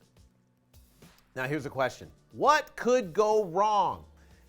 Right? What could go wrong? We talked about what to expect, our expectancy, what we're expecting. Now we don't want to expect things are going to go wrong. We don't want to prepare for things to go wrong. We just want to be educated if something does go wrong, we are able to handle it. So what happens if a buyer does not drop off earnest money, right? So a buyer, once they sign a contract, we expect them to drop off earnest money within 24 hours. If they don't drop off earnest money, then you call them up and you say, hey, listen, earnest money has been deposited. When are you planning on depositing it? We have a backup buyer that's ready to move on this property right now. We've got to get earnest money ASAP. When can you get it in? Get them to commit to a time to get it in. And if they don't get it in that time, then you're going to have to kill the contract because they're just messing with you. There are other wholesalers that are going to try to tie you up on your deal, and they're not going to put earnest money in, and they're going to drag you along, and it happens, right? That's why I want to know that you're the end buyer. You're going to purchase it. You're not flipping it. You're not wholesaling it. You're not assigning it. You're the actual guy buying it. That's who I want to talk to. Unless it's a flipper agent and they're bringing that cash buyer. Seller doesn't come in to sign, docs, or goes dark, right? So now you are, a seller goes dark. We've had that happen. We've actually had it happen, a deal in Louisiana, smoking deal, $23,000 deal. Seller went dark on us. And we found out I called him up on the phone, finally got a hold of him. He just said, you know what? I talked to my wife. We just don't really want to sell our property anymore. We started looking around for other properties and we don't want to sell. It happens. It's part of it. I said, well, thanks for telling me, right? You should have told me. Just communicate with us instead of just going dark. But some sellers, they're in distress and they don't do it. You could legally hold their feet to the fire. And you could, send them a demand letter. You could sue them for specific performance and stuff like that. But what I found doing that, it distracts from other deals, right? It gets you so distracted in other deals. I have one of my sales guys, Rich, with this deal in Louisiana. He was so wrapped up. It was a $23,000 deal, and he's like, can we sue them? Can we do it? Can we get them to sign? Can we send a demand letters? Can we da-da-da-da-da? And I've done that before. I've done that in Phoenix. I've done before. We've had attorneys here in Phoenix. We have to go find an attorney in Louisiana, retain an attorney, get them to write a letter, and be prepared to file suit, which now you're talking $5,000 to $7,000 for specific performance and potentially a year or more to get them to sell the property. And guess what? If they don't want to sell, they don't want to, it happens, people, I don't know. If I feel like someone's trying to screw us and they're trying to now sell it to somebody else because something happened and this, that, and the other, then I'm moving aggressively to protect myself.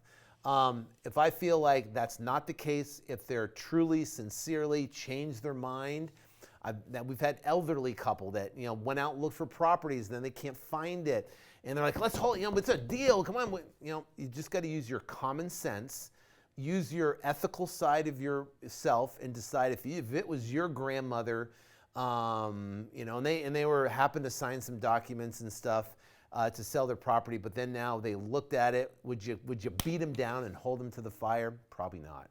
So it depends on the situation. Just remember, what would you do, if it was someone, your friend, your loved one, your mother, your dad, your grandmother, how would you treat them? And I always believe in the golden rule, try to treat someone like you want to be treated. So treat them the same way. Now, I understand there's legal binding documents, and like I said, if I believe that I'm getting screwed or they're playing some sort of games, then I'm going to move in aggressively and protect myself. If not, then I move on to another deal.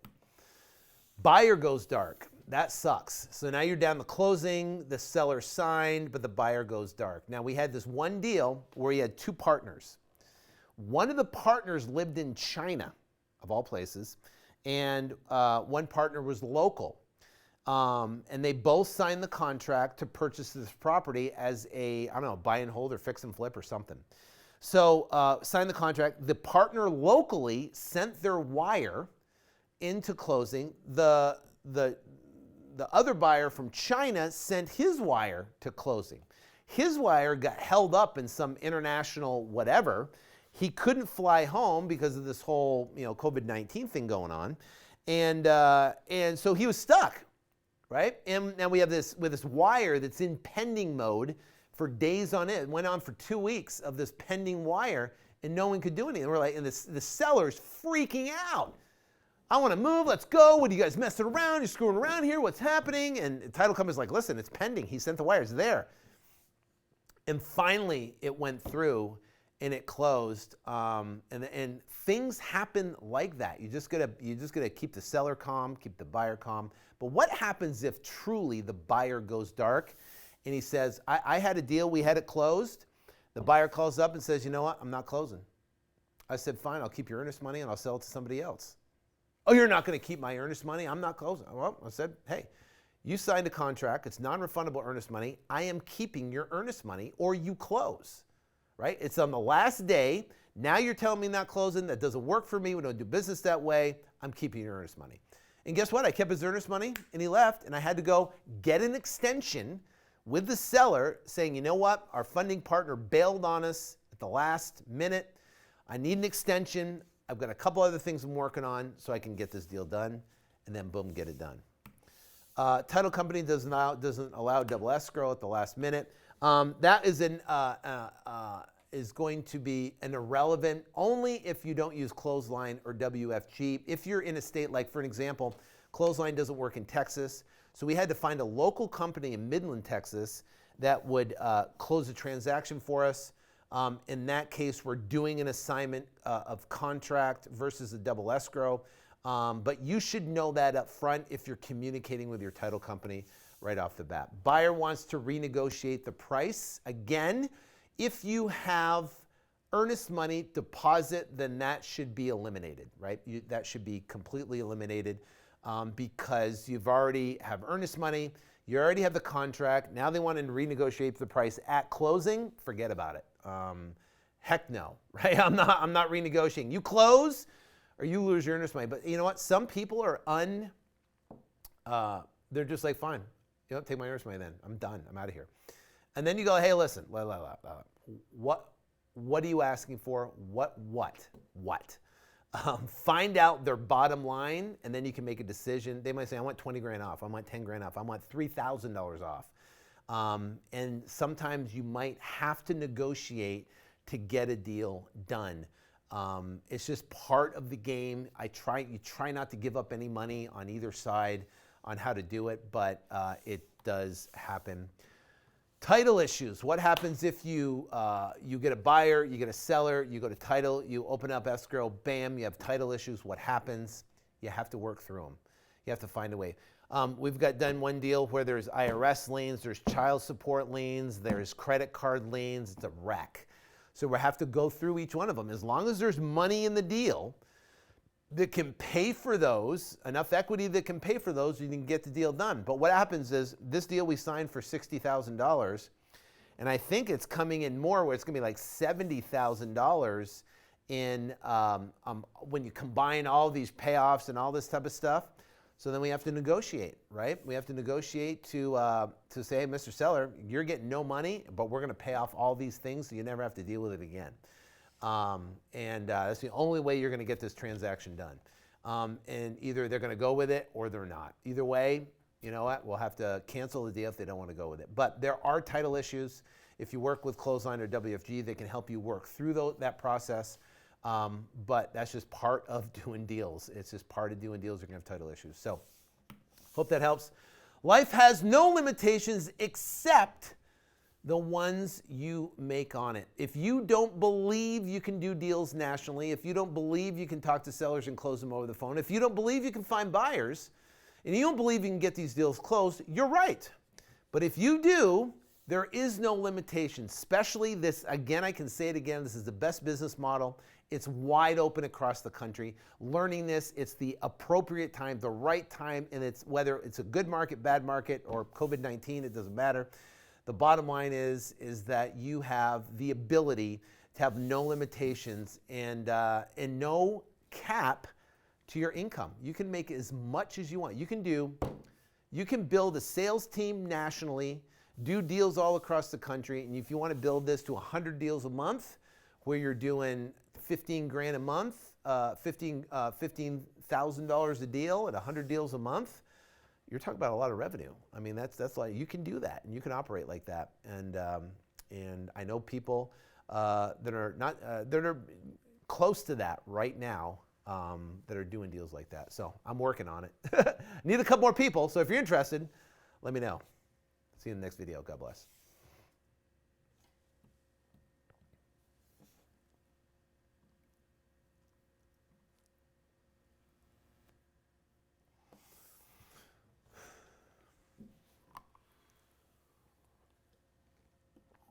Okay, I'm just going to do a recap video for week number 4. I'm week number 3. So do we need to record this one? Yeah, record it and we'll use it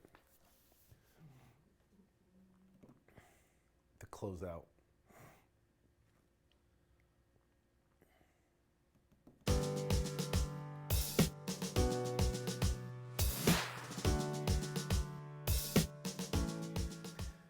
Hey guys, Sean Terry here. We are back, week number 3, and I want to congratulate you for getting this far in the program and getting to week number 3. That is awesome. Again, this information is life-changing. It will change your life. It does work. We are doing deals. I am doing deals with my team all across the entire country. I mean, I just got a notification, we got another contract signed. So 3 contracts just today, selling properties exactly like we're talking about. And now it's about you actually doing it, doing the deals, executing, talking to sellers. And I want you to know it's going to be uncomfortable. You're going to feel out of your element. You're going to feel like you're brand new, like when you're first at your first job for the first time. You feel kind of fumbling around and not knowing what to say or do, and you're going to mess up with a couple sellers, and you're going to mess up with a couple buyers. That's okay. Give yourself permission to essentially screw up, okay? You have all the right information. Everything is here for you, and you can go back and look at it. But just overcome that fear, step into that fear. Now, when you step into fear, great things happen. And I want to reference a portion in Joshua in the Bible where Moses passed away, and Joshua took leadership of the Israelites to lead them to the promised land. The problem is Joshua didn't feel adequate enough to take the helm and lead the Israelites. He was comparing himself to Moses. He actually argued with God, saying, I don't know if I'm the right person that can do this or not. And basically God's like, well, you're doing it. I don't care. I don't know. I'm back behind you. Go do it. And it's amazing things when you have God behind you and you have more confidence moving into action when you know God's behind you. Whatever you believe in, it doesn't matter as long as you believe that that you can take action and you have strength behind you, whether it be me in your ear letting you know that you're an incredible person, you're awesome, and you can do this. So what happened is the Israelites, they got down to the Jordan River, and at the time of year, the Jordan River was literally overflowing with water, right? It was overflowing with water, as my phone rings. So it was overflowing. So what happened at that particular time is, they're freaking out because they were standing at the edge of the Jordan River, and what do? You have to cross the Jordan, and the water's just flowing down. You can't get boats in there, you can't swim across it. You're going to be dead. So what happened is God told Joshua to tell the leaders to step into the Jordan River to cross to get to the promised land. Now, I just picture myself at that time, and I'm standing at the edge, and this water's flowing, and Joshua yells down, "Hey, God told me to step into the river." Right? And the guy's looking back going, "What are you, nuts? If I step in the river, I'm going to die. It's going to sweep me away. I can't step into the river." Right? But they listened to Joshua. They had faith in God. They trusted what he said. And with essentially blind faith trust, they stepped into the river. They took the first action. And what happened? That's when a miracle happened. As soon as their foot hit the water, bam, a wall of water went straight up, and it created an opening across the Jordan River, and they passed on dry land. It was like an east wind came and lifted the water straight up, and another wind came and lifted it, and it literally just created an opening on dry land across the Jordan River, and they passed over into the land of milk and honey, the promised land. So what's the moral of that story? The moral of the story is that in this business, in business period, right? In virtual wholesaling, spending money on marketing, doing texting and doing this, you're at your Jordan River, right? You're at your Jordan River. You're on the edge of your Jordan River. But your miracle won't happen until you take a leap of faith and take action. And once you take that action and that leap of faith, your miracle will happen. And on the other side of fear, on the other side of anxiety, on the other side of worry, on the other side of not knowing, and the other side of what's going on, the other side of that is the promised land. So, and if you look through the entire Bible, there's story after story. I mean, with Abraham, right, with his son, right?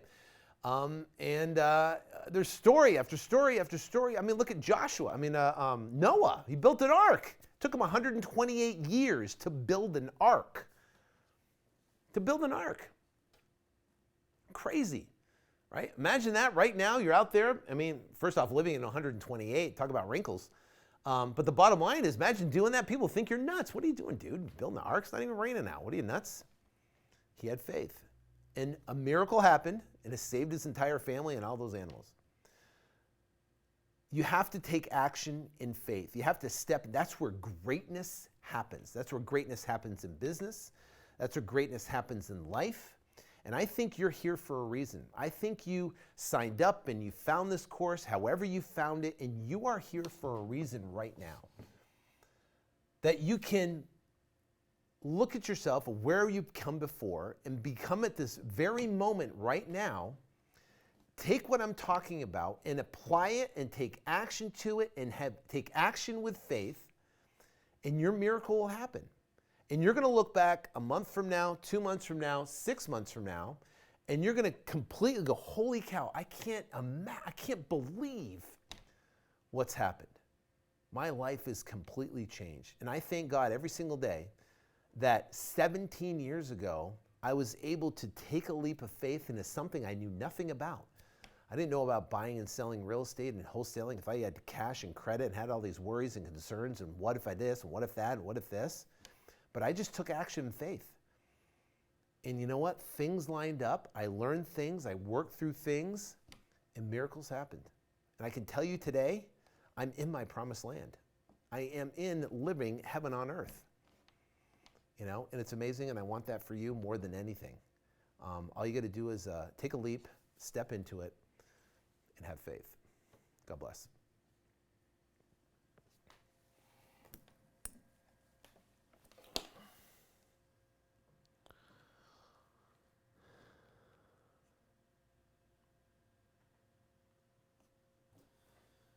What's up?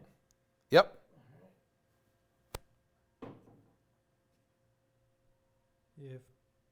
If anybody has questions, now's the time. All right, guys. Sean Terry. Okay, now we've completed week number 3. So if you guys have questions, go ahead and ask. You wrote them down? Yeah, a bunch of. So Chris is going to basically ask the questions here, and then he'll basically just ask them out, and then I will answer them for you. So there's a few that we promised we'd hit from yesterday. Okay. So this is in regards to the seller script. Okay. So how are you transitioning the call, the verbiage you use when asking the seller for their asking price? And most importantly, how are you asking for the second lower asking price? Okay, so you get the first asking price, second asking price. First asking price is just right off the bat. So let me ask you a question, Mr. Seller. What would you like to get for the property? And then boom, they're going to give you a number. Then you go into time frame. So let me ask you a question. Well, how soon would you like to sell? Do you want to sell ASAP? And typically a seller will go, yeah, listen, 30 days or as soon as you can get it done, right? That's what they're going to say. Then you move into, okay, let's talk about the property, let's talk about the repairs, and you really want to get kind of nitty gritty about the repairs. Ask them about the roof and the air conditioning and the bathrooms, and is it HGTV quality and the heating, and have them. What I like to do, and sometimes every seller is different, so it's not going to work perfectly every time. There is no cookie cutter way that talking to a seller, as long as what your methodology of what you're trying to accomplish. But I've asked the seller and I said, hey, your kitchen, when was the last time remodeled? Oh, it wasn't remodeled since 1973.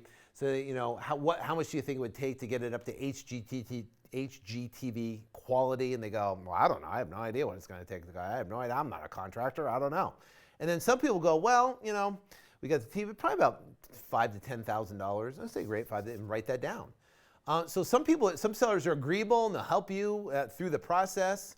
And some people are just going to not know. And then you have to say, listen, well, I've looked at a couple kitchens before, and I look at the square footage of your property, it's 1,500 square feet.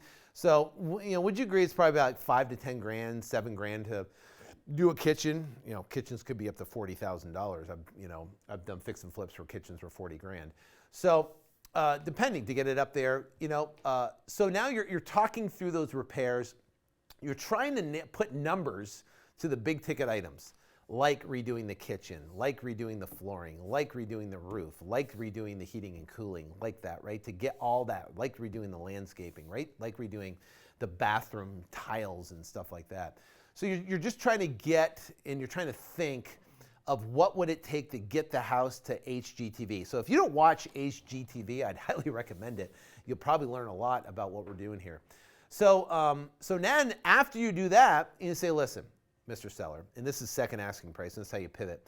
Say, listen, if we take care of all the repairs that we just talked about, we can close on your time frame.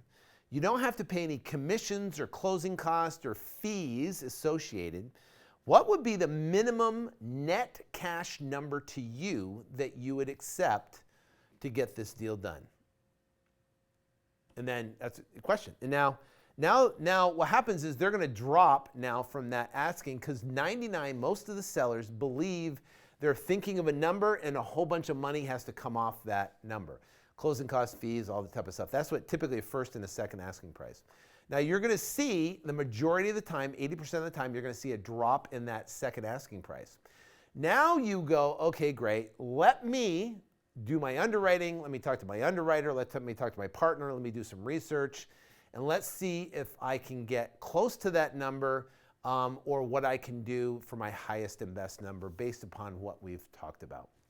Can I get you back on the phone in about 15 minutes here in front of your computer, and then we can talk through, and I can give you a detailed offer is exactly what we can get this done and what time frame we can close it in.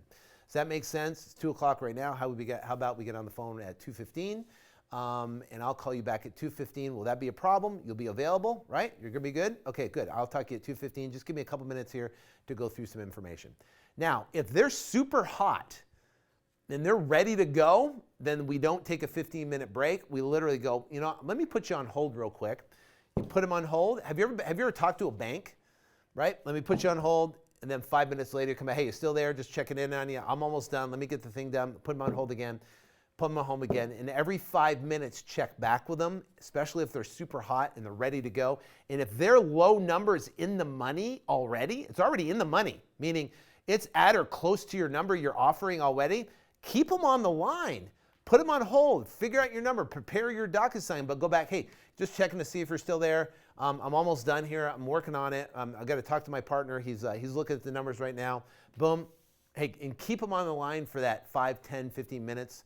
And then come back. Okay, finally got it done. Had to go to bat for you. I can't do 125, but I can do 118, 250. If you can make 118, 250, I can get you the contract and we can get this deal done today. And if we bake this to 118, 250, would you like to close on Friday or would you like to close on Monday? And then boom, now you got a commitment. Well, I can make it 118 work and let's close on Monday. And that's the close. And just keep them online, especially if they're super hot. So. I noticed the script does not ask about a mortgage. Is that because we don't need to know that information in remote wholesaling before we present the offer? If yesterday I talked about the seller script, right? So when you're talking to the seller, a part of that deep dive, you want to fill out as much information on that script as possible about the repairs, about what they owe, and stuff like that. So that let's put it away. In the deep dive, you want to get as much information as humanly possible. If you can get the information about the mortgage, if you can get the information about that, because think about it, if they want 125 and your offer is 118, but they owe 122, that's some information you would need to know so you can structure your offer correctly.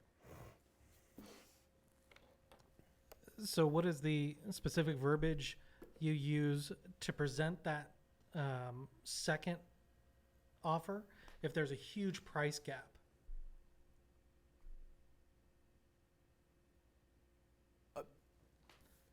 So if they're asking prices way higher than what you're willing to pay, what do you use verbiage-wise for presenting your offer? You just present your offer, your number. You just say, hey, basically, if they want 150 and you're at 118, say, listen, based upon the comparable sales, based upon our current environment and what's going on, in our world right now, and for our cash offer to close on your timeline, based upon what you're telling me with the condition of the property, is going to be $118,742. And that's honestly where we're going to be. And if you can make that work, then I can close it on Friday or I can close it on Monday. Which would you prefer? Now they're going to come back. So you're just disregarding the 150. You're going right into the 118 and you're going into your alternate choice close. They're going to come back and go, no way, I can't make 118 work. I can't do it. I said, well, what happens if you don't sell your property, right? And this is part of the objections you're talking about. What happens if you don't sell your property? And then they're going to go, well, I don't know. All right, I don't know what I'm going to do. Well, you obviously got to think about that. As from an investment standpoint and what other properties are selling for in the area, I don't think you can get much higher than this. So, you can be realistic about what's selling and get the property done and sold. Or honestly, I can tell you, as things go especially with this COVID-19 and everything like that, as this market continues, we're seeing prices drop even lower. So my offer a week from now could be 109. And then with Remote Millions, if the price is too different, if it's not like a cash deal. They're all cash deals. Well, can you transition to a DPA? You can transition to a DPA. I'm telling you right now, we're not doing any DPAs remote wholesaling wise. The title companies don't like them. It's hard for them to wrap their head around. I would only do DPAs in your local market. We have a local title company. I wouldn't do any DPAs nationally. They have a hard time wrapping their head around those things for some reason. And we've done a couple DPAs, and it's just buyers don't understand it for some reason. And the title companies have a hard time preparing all the docs. If you want them to go smoothly, then just do straight cash transactions.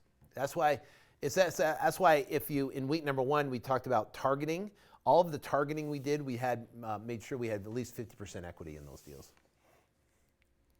Is text buyers now the same thing as Smarter Contact? Yeah, but is the same thing? Yeah, I mean it's the same thing. It's basically, I mean, if you go to text buyers now, it'll redirect you. I just wanted to have an easy URL that people could go to and be directed directly to Smarter Contact. Why is the addendum included with your PS contract? Your BC contract? What says PS? Is that purchase? Sale? Yeah, our BC contract, we have the addendum. If you read the addendum, it just has all the disclosures in there of what they can and cannot do, meaning they can't assign the contract, they can't, they're buying it cash, they're not going to live there, it's for investors only, type of stuff like that. So why not do double escrow closings instead? That way the buyer does not know the profit we're making. Because the title companies, all the title companies prefer to do assignments. They would prefer to do assignments versus double escrows. That's the way they nationally would do it. Locally, my title company has no problem doing double escrows. They'd rather charge 2 fees, a buy side and a sell side fee.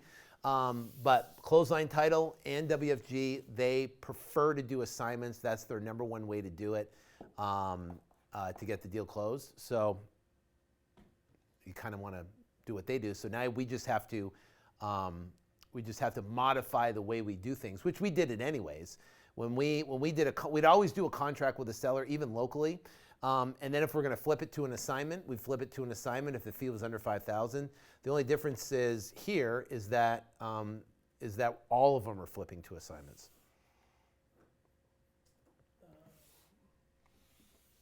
What if the buyer asks our fee prior to signing the contract? Honestly, it's none of your business. Honestly, I've had buyers come in and say, what are you guys making on this? And said, it's irrelevant. The question is, what do you want to offer on the property based upon your numbers on what you need to make on the property? So, I mean, it's literally none of their business. And don't be afraid to come back at them, right? And say, listen, I've got 4 or 5 other buyers, on this property I'm working with. So what do you want to do? So someone said, I work with WFG on everything I do here in the state of Washington.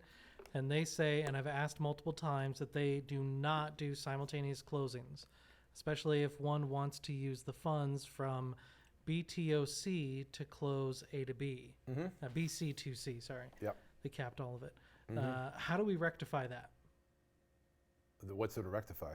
Just do an assignment, right? I mean, if they don't do a double escrow, then either A, you change title companies, or B, you modify the way you do business and you do assignments.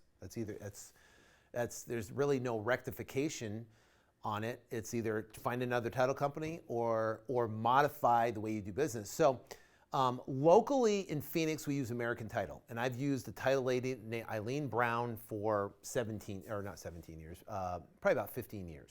And I have a great relationship with her.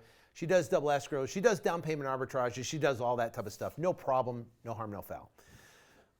When we moved our business model nationally and we've developed relationships with the title companies, we have to modify the way we do business so we can work directly with the title companies that works best for them to execute a transaction. And instead of them trying to modify around our business, we want to basically say, hey, can you do double escrows? Yes, but we have issues because of this, that, and the other. In some states, you can't do it, and you can't use this, that, and they have issues doing it.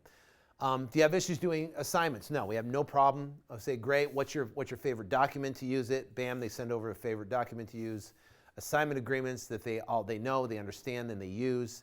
So, as you're doing deals nationally, and they're doing them all across the country, when we're talking to these 2 title companies, we want to conform to them, but make sure our business is conforming and we're protected as well. So in the conversations I've had with Michael Bell and WFG is we can do a purchase contract, we can get non-refundable earnest money, and we can flip it to an assignment prior to the closing, no problem. We're still getting the end result that we want, right? We're saving money because we're not having to pay more fees, and we're working with the title companies to help close that transaction in a streamlined process. So it's in some states will not allow you to do double escrows. I mean, they don't allow you to be able to do that. And I think it's in Washington. He said maybe that's one of them. For newbies, is it safe to be doing deals like this without having a lawyer or any legal representation? Well, since it's recorded and this is public, I'm going to tell you absolutely, definitely feel comfortable. Go to an attorney, talk to an attorney if you so choose. For me to go on public record right here and say, no, don't go to an attorney would be stupid. So I'm going to tell you, yes, go to an attorney. I have an attorney on retainer for all of everything that we do. So absolutely, it's always good to have legal advice about what you're doing. As long as you have an attorney that doesn't try to put a wrench in things. There's a couple different attorneys. And I've dealt with a bunch of different attorneys in all different walks of life. But from an attorney perspective, they're there to help you make money and keep you legal, right? But if attorney just tries to throw a wrench, oh, you can't do this and can't do that and can't do this and can't do that and can't do this, I don't like attorneys like that. Listen, this is what I'm doing. Tell me how to basically stay legal doing this, modify my agreements, change what I'm doing, yada, yada, yada. But you're looking for someone that's going to help you make money, but also keep you legal. So that's the type of attorney you're looking for. Yeah, I mean, legal advice, absolutely. You're signing legal binding contracts, so. How long will you and Brandon be doing the weekly coaching calls and Deal or No Deal? Is there a limited number of weeks or is it indefinite? Indefinite. I've been doing them since 2011. Every other week. If you have an LLC in your home state, do you need to get an LLC in the state you are marketing in? No. When does the first free 30 days of REI Automator begin? When you signed up. Like when you actually physically sign up for REI Automator. So when you create the account Create for the account, REI yep. Automator. Correct, yep. How do you cancel a contract with a seller? Is there any sort of document that you use? What you basically send a email to title and you copy the seller on it. And that you can send per the contract, my inspection period, we choose to no longer move forward with the contract and cancel it. But can you put a notate? We have an actual cancellation agreement that I can get you. Just notate that and remind me so we can have that in there. Do you give the buyer a copy of the A, B, and B, C and assignment contracts? No. They can get a copy of it, but that's why we typically wait till we get the purchase contract, we get their earnest money deposit, and then 2 to 3 days before closing, we'll do the assignment agreement, and then if they ask for the purchase contract, we'll give it to them. Because it's already disclosed, the fee and all that type of stuff already, so there's no harm. And we got non-refundable earnest money, so it doesn't matter. Let's see. I heard that some liens can be negotiated to like 10 cents on a dollar. Yep. Is it really necessary to convey the details of the negotiations to the seller? No, not at all. But here's what happens. It depends how you word the contract. If the purchase price is $60,000 and you negotiate a $10,000 lien to 60 cents, 2,000 or $1,000, that does no benefit for you whatsoever, right? Because it's still a $60,000 purchase price. You could put all the work and all the energy to reduce it, and it doesn't matter. You're still $60,000. So it's how you word the contract, right? And if you were and that's an advanced technique, it's a technique where you would word the contract, where you'd pay the seller a net number once you kind of understand how much is owed. So if you're talking to a seller and they owe $50,000 on a mortgage and they have a $10,000 lien from a contractor, and they get a $4,000 lien from whatever, right? And you say, okay, listen, why don't we do this? Why don't I agree to pay you a net number, $5,000, and we'll purchase the property, and we'll buy the property, and we'll clear all the liens, judgments, any type of mortgages, any of that type of stuff.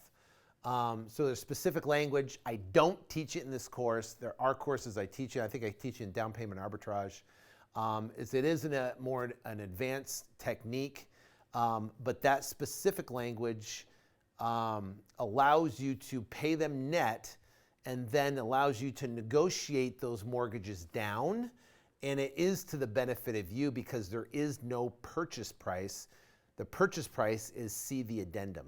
So in the addendum, you have language that says buyer agrees to pay seller $5,000 net at closing. And then buyer agrees to purchase property. I don't have the exact language off the top of my head, but let me see if I can.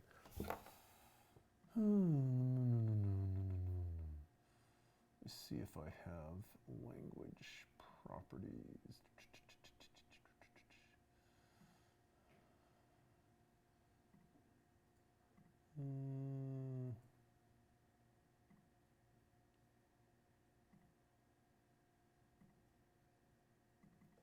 Let's see if I can find the language for you. Nope, that ain't it.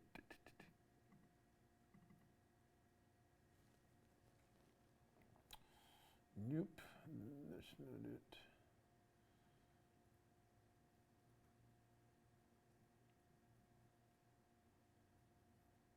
Let's see.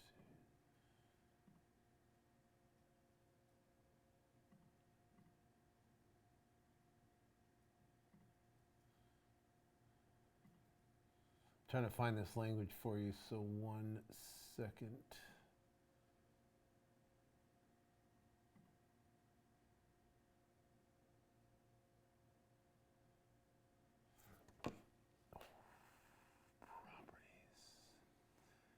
Let me see, where is that property?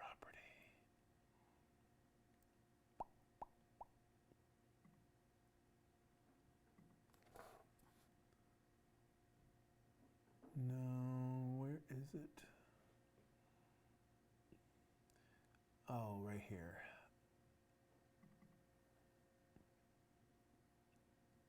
Okay, here's the language. Can I show that? Wait, hold on. Let me see if I can get the actual filled out one.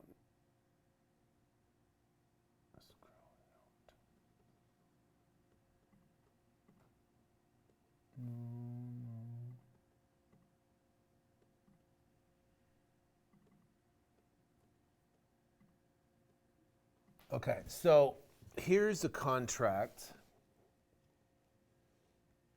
of one that I did. It's on tall grass, real nice property. Actually, I bought and closed on this property, and then we fixed it up and sold it. But signed it, and here's basically the addendum. So buyer agrees to pay seller $3,000 net at closing. Seller agrees to convey title via an agreement for sale and exact wrap for the term of 5 years. Loans shall not exceed $166,000, and the payments, including tax and insurance, shall now exceed $1,100. Buyer agrees to pay settlements. Here's the key statement right here. Buyer agrees to pay settlements of all mortgages, loans, liens, judgments, late payments, and attorney fees. So that being said, settlements, buyer agrees to pay settlements of all mortgages, loans, liens, late judgments, and late payments, and attorney fees. Why would I put that? Because now I don't have a purchase price, right? I don't have a purchase price on the property. If you see up here, it says purchase price. What does it say? It says see addendum. So here's the addendum. There is no purchase price. So the purchase price is calculated by the loan amount less any settlements of liens, mortgages, judgments on there.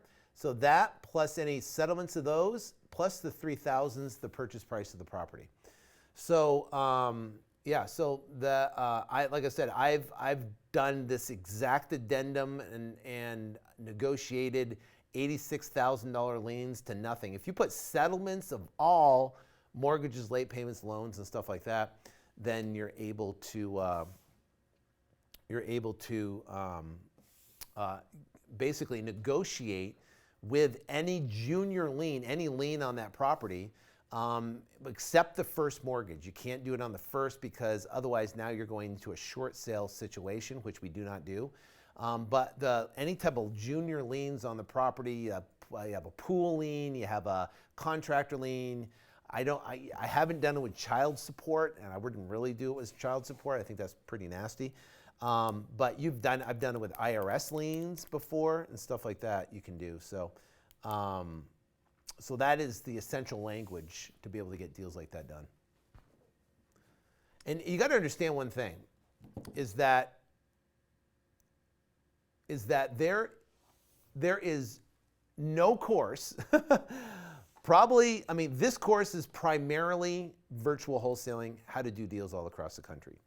Escape Plan allows you to do deals locally, virtually, and it shows you how to hire people, train people, build a sales team, stuff like that. And also syndicate properties, buy large cash flow properties and syndicate them. So it's more in depth, but that course is obviously very extensive. And I basically released it, recorded it, and then now it's not released to the public anymore. So to encompass every single thing when it comes to seller financing and wraps and negotiating deals and all this, and put it all in the one course, it would be probably a 2 to 3 month course that I would have to put through detailing every aspect of it. And I mean, it would be too overwhelming. It wouldn't be. So that's why we do specific courses like this this is how you do virtual wholesaling. This is how you do local, right? How in your local market, how to meet a seller, go in a house and negotiate and close a deal.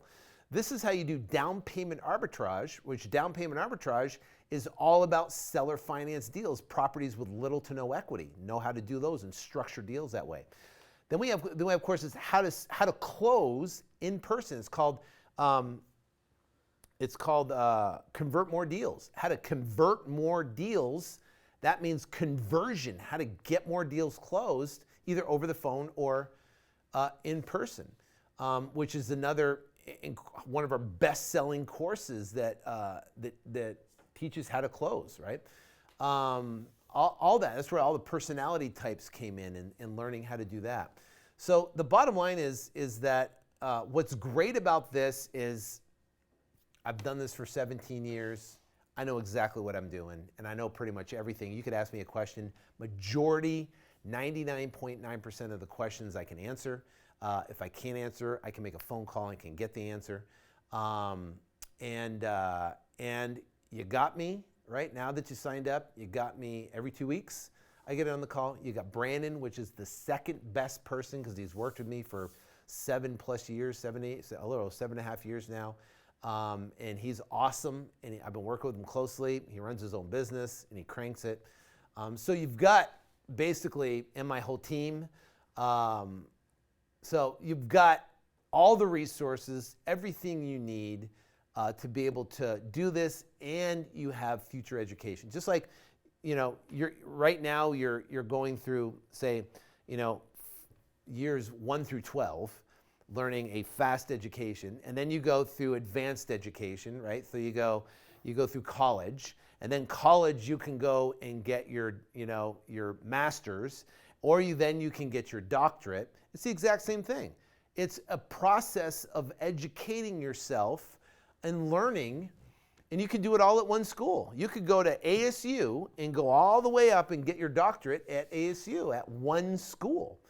The cool thing is about this business is that you could take what you learn here and you could generate hundreds of thousands of dollars a year in revenue and continue to learn and get better and better and better. That's why people come to our live events. That's why we have masterminds. Syndicate 9 Mastermind is our mastermind where we have some of the top people in the industry that I have personally trained. They're now millionaires in the business that come together and we meet, once this whole COVID-19 thing is over, that we meet and come together in a room and we talk real estate and everyone's talking about their business and it's a mastermind of what is working right now. And all these people are doing deals right now. So not only can you learn here, but we have the First Check Challenge. We do online about getting your first check. And then we have more advanced With Syndicate 9, six-figure syndicate, and a seven-figure syndicate, which is the upper tier masterminds for people doing already 10 to 50 deals, how to get that up to 100 deals a year, 200 deals a year. And we'll show you exactly how to do that, and we'll surround you with people that are already doing it, have already been through the process. They understand how to hire. They understand how to manage your business, your financials, and all that type of stuff to grow to a highly profitable business with the model of a virtual model and a national model, and then how to turn that into cash flow. How to build a cash flow business where you have money coming in every single month, whether you do a deal or not. And that's what this whole thing in this whole world is, well, at least my world of teaching and education is about, is to take you learning this business, learning how to do deals virtually, then you're gonna learn how to do them locally, right? Then you're gonna learn how to get better, then you can maybe join our masterminds and stuff like that, join our higher education, then we get to know each other. And really help you succeed and possibly, maybe become a multimillionaire and live life on your own terms and do whatever you want to do. And imagine 5 years from now having cash flow assets that generate you $10,000 a month, $20,000 a month, where you're making $20,000 a month whether you do a deal or not. That's cash flow assets. And that's our whole methodology in this course, right? In this course is teaching a specific niche thing, but through all the education and everything we do is to take you from where you are, brand new, maybe you're brand new, or maybe doing a couple deals or doing more, and bringing it all the way up to whatever you want to accomplish in this thing, and surround yourself with some incredible people and be part of a great group. So. That was a long answer to a very short question. I just signed a contract. Seller cannot move for 60 days. Should I wait to find a buyer? This is what my conversation, great question. That's a great question.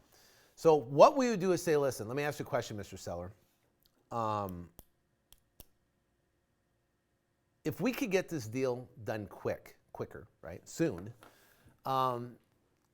is there any way you can move sooner? What's the soonest you can move if you had to? So first off, I would try to shore that up. See if they could move sooner, if they could get it done. That's the first thing I would do. I would try to move them closer. The second thing you could do is you could then get what's called a post-possession. A possible post-possession. So now when you're talking to buyers, you could say, listen, we can get this sucker closed next week, right? And we got two different routes. We can close it next week, and I'll give you a $3,000 price reduction if we close it next week, and you'll accept it with a post-possession, and let's say the seller's out in 45 days versus 60. A post-possession of 45 days, 30% of the seller's proceeds will be held back in as long as they leave the property swept out, clean, not fully clean, but just swept out, broom swept, and they move out on that certain date, on the 45th day, they're out, we'll give you a $3,000 price reduction on the property, if you can close next week. Or you can close on the 45 days, and it's $3,000 more. What would you like to do? So we give them incentive to close sooner, and then do a post-possession, and that's how we kind of position it because I'd rather get it done, get it closed, get the cash, be done with it, and then move on to other deals instead of just having this deal kind of wait in the wind for 45 days and wait for it to close. So we try to get the seller as soon as they can move out. Maybe it's only 60 to 45 days. And then you give the buyer an option in a reduced purchase price if they can close sooner. They have to have an incentive or they're not going to do it. Do you need notarization if you only do an assignment? Notarization from, no, you don't need the only person that has to notarize is the seller because they're actually notarizing the deed. What do we do because people who are renting may not be able to afford to move at this time due to COVID-19, so the seller could be stuck with a tenant. Yeah, the seller could be stuck with, you mean the buyer? Yeah, buyer, sorry. Yeah, so the buyer could be stuck with a tenant if they close. Then they're going to have to be paying rent. And what we've done, so we've got a deal right now in Cathedral, California. It's the exact same thing you're talking about. Seller right now can't afford to move, and seller can't get evicted, so seller can't move out. So what do? It's called cash for keys. So we went to the seller, and there's actually, tenants, and there's actually 3 tenants that's living in this house. And we said, listen, how much money would it take for you to move in the next 15 days? Give me a number. And they said $11,300. I said, okay. We went back to the seller and said, listen, you're not going to be able to get this done. You're not going to be able to sell this property. They're in the property. They don't have the money to move, and they're going to be stuck, and you can't evict. You won't sell this property for months and months. It could be going to possibly 2021. And I know you want to sell quickly because you have a bunch of equity in there and you want to get it done. The seller these guys want $11,300. If you want to do $11,300, they'll do an agreement. We'll write up the agreement, and we'll close the thing, and they'll move out and be done with this property. Guess what? She goes, done, get it done. So we negotiated with the tenants to see how much cash it would take. Then we went back and negotiated with the seller. We agreed on it. Bam, now we go to closing. Now they're going to move out, and they're not going to get their money until they move out, right? That's just bad. I don't want to deal with a tenant in the house because you can't evict them. So they have to physically move out to get their check for $11,300. They physically have to deliver possession of the property, make sure that's clear. There is no post-possession or any of that type of stuff. And then they get the $11,300 in the agreement, and then it's done. The buyer closes. He gets the property vacant. It's a win-win all the way around. Great question. And I have to be dealing with it right now. What if my end buyer is a buy and hold investor? Do I find them in the flippers list too? Yep, you can find them. And you also find them in the cash buyers list, that cash buyers list, because they're absentee owners, and the cash buyers those are buyers as well. So those 2 methods I showed you, remember that you're talking to the agents, and the agents are representing the buyers. So the agents might represent more than one buyer. That's great about dealing with agents, especially agents that are dealing with investors. I love dealing with agents that have investors, because if you deal with just one investor, you got one investor, right? One potential buyer. If you deal with an agent that cultivates buyers, that agent might have 10 buyers, right? So if one doesn't buy, they could buy another property, and they're so excited that you have communication with them that you're doing that. So with a post possession or the cash for keys, title, do they hold those funds until either people move out? Yes, title will hold the funds until the possession is delivered. The buyer signs off on it, and the funds are released. In the event that an investor tours a property in your absence, how do you address the concern of the seller telling the investor the A to B contract or the buyer circumventing you? Well, that's another great thing why we love dealing with agents. That's why we typically go after agents first. I love dealing with agents, and the reason why agents are so great is because they have a code of ethics. They could lose their license if they circumvent a deal. So how we prepare this and prep this is we prep the seller on the sell side by telling them, say, listen, we have a couple partners, not really partners, but people we work with on the ground. They're not privy to any of our contracts, so please don't disclose or share anything with them. That's none of their business. They're just coming to look at the property to give us an idea of the condition, but they shouldn't be asking anything about our deal, and that's not any of their business. And then you go, so you're talking to the seller about that, and you're prepping the seller. Then you prep the buyer, and you say, hey, listen, Mr. Buyer, agent, past buyer, we're currently under contract. We're in escrow on this property. You're going to go over the property and look at the property. The seller will be there. Keep your discussion about the property only. Do not talk about the terms. I've already told the seller that you guys will not discuss anything about the terms, and they shouldn't share anything with you about the terms of the contract. If you have any questions about the terms, contract price, or anything, direct it to me. If you have any questions about the property itself, then you can talk to me as well. But just go in, look at the property, do what you're going to do, leave the seller alone, and then move on, and we can go from there. So you prep the seller, you prep the buyer, and we've only had one instance where we've had an issue out of the tons of deals we've done so far. And it even happens here locally in Phoenix. It happens even locally. So, why does our assignment fee have to be disclosed to the buyer? Is it often that you get pushback because they feel it's too high? After you get the non-refundable deposit, there could potentially be pushback. But if they've negotiated the price, they committed to the price, they signed a contract, it's pretty hard for them to have pushback. And here's what I'm finding, is that there are lots of buyers in these little tiny small markets. So you might do deal with one buyer, and if they start pushing back and giving you attitude, and just say, listen, I got a bunch more deals I'm working with in Longview, Texas. I can tee them up to you, or we can play this game, and guess what? You'll never get a deal from us again. What do you want to do? So I'm pretty, I'll be pretty aggressive with them.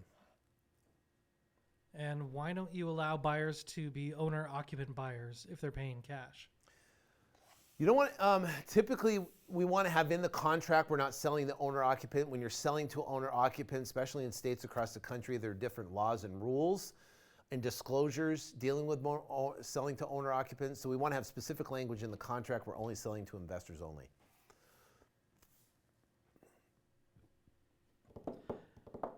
Yesterday you said that you need an LLC. Why can't you assign as an individual? You can. I mean, you can if you want. An LLC will protect you and do your first deal first, then get an LLC. Don't get an LLC, then go do deals. What it will do is an LLC is a form of protection. It's a limited liability company. It's a form of protection for you so someone can't sue you personally. Question about the buyer's list. Mm-hmm. When they purchase by the state, is it separated by zip codes or is it all merged together? It's separated by city. So if you're by Texas, you're going to have Longview agents, cash buyers in Longview. You're going to have, Austin. It's all separated by city. What is the minimum spread that you'll take on a deal? 10,000. I mean, actually, right now we started at 10,000 initially, but we've moved it to 20,000. So all my guys right now are bringing 20,000 plus deals. Have you tried mailing the listed addresses on an LLC? Have we the addresses on? Oh yeah, we'll mail them. You just can't skip trace them. So when you're pulling the list, you're definitely going to mail the LLCs of sellers, and we also mail if we and I haven't even talked about that at all. But you can mail buyers a postcard if you want, or a flyer if you want, because you got the list right there. But if you try the texting, you try the flippers texting, you try that, maybe the emailing, which we've talked about in the course in there about with GMAS. If you tried all that and you can't do it, you can send a postcard to all the buyers in that particular area as well. That's like the last leg. I think I've done it like 2 or 3 times in areas that are not a lot of flippers, but we sent a postcard to cash buyers, and that's worked well as well. How do you mitigate other wholesalers from tying up your contract? Make sure they put a non-refundable $5,000 earnest money deposit. If they commit, see, sometimes they're not going to tell you, they're going to act like a buyer. Oh yeah, I'm a buyer, whatever. You could either ask for a proof of funds, or they put a $5,000 non-refundable deposit. I'm going to keep their $5,000 non-refundable deposit, and they're going to get 15 days to close. And what if this question is referring to trying to steal the contract from you with the seller? So if they're trying to steal the contract from me with a seller, it happens, right? Here's how it goes down, is that you send a buyer over there, some other wholesaler goes over to looks at the house. And then next thing you know, the buyer goes over, looks at the house, next thing you know, the seller wants to cancel. That's where if you remember earlier in the day, I said, hey, if I feel like there's some sort of funny business going on, I'm going to get an attorney involved, and we're going to file a memorandum of sale. We're going to file our contract. We're going to cloud title on that property, and then we're going to be pretty aggressive with getting that deal done. So then that seller can't sell to anybody else. So.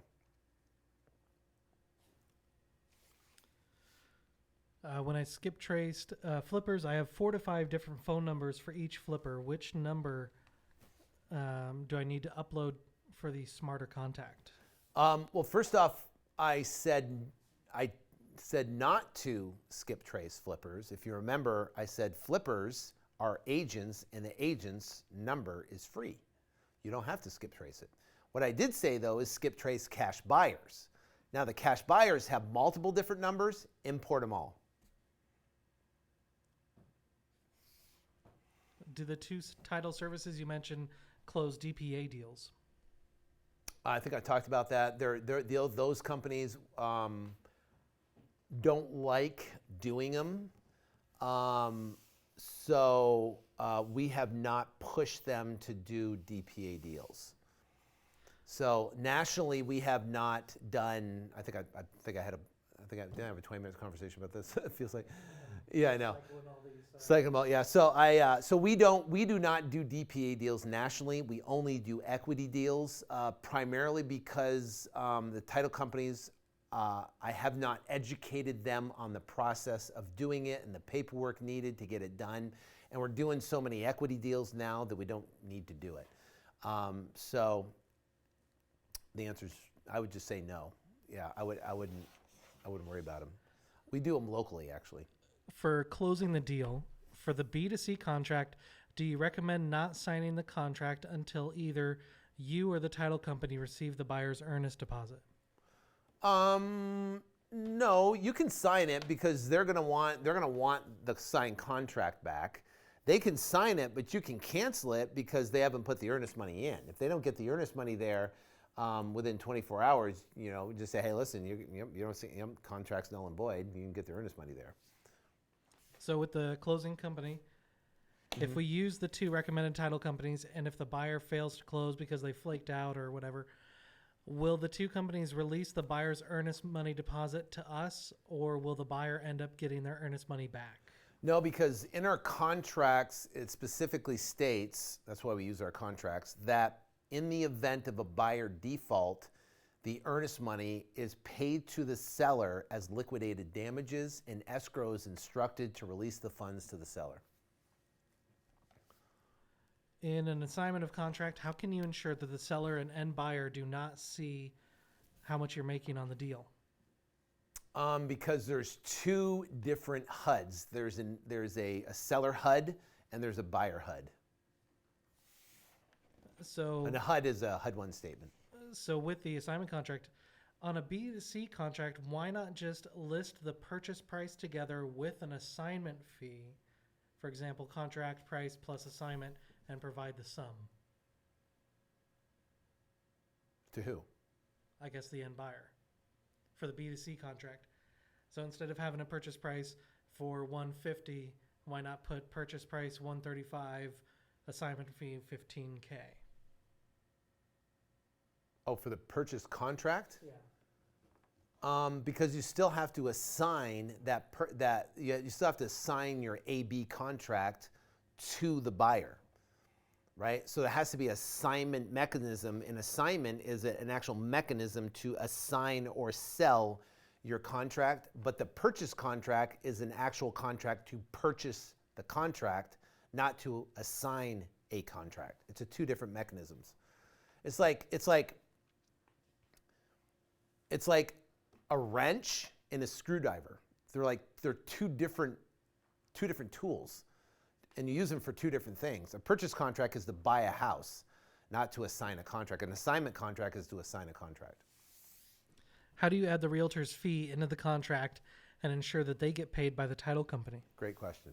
What happens is they're going to add their fee onto the price. So they're an agent, right? So they can get paid an agent fee. So what they're going to do is they're going to add onto the contract. Let's say we're at 107 for that that Topeka deal that we got, and they wanted to make $3,000. They write it up for 110,000, and they put on there that they're an agent, and they would send over the contract with commission instructions on who to pay the $3,000 to. We give it to the title company. They use those commission instructions, and the commission instructions will pay their broker, and then the broker pays the agent. That's how all the money goes to the broker, and the broker pays the agents. So essentially, they do the paperwork, send it to you, you send it back to title. Yeah, so you do the paperwork, you send it over to the buyer. The buyer signs it, does it, and then sends it over to you. You send it over to title.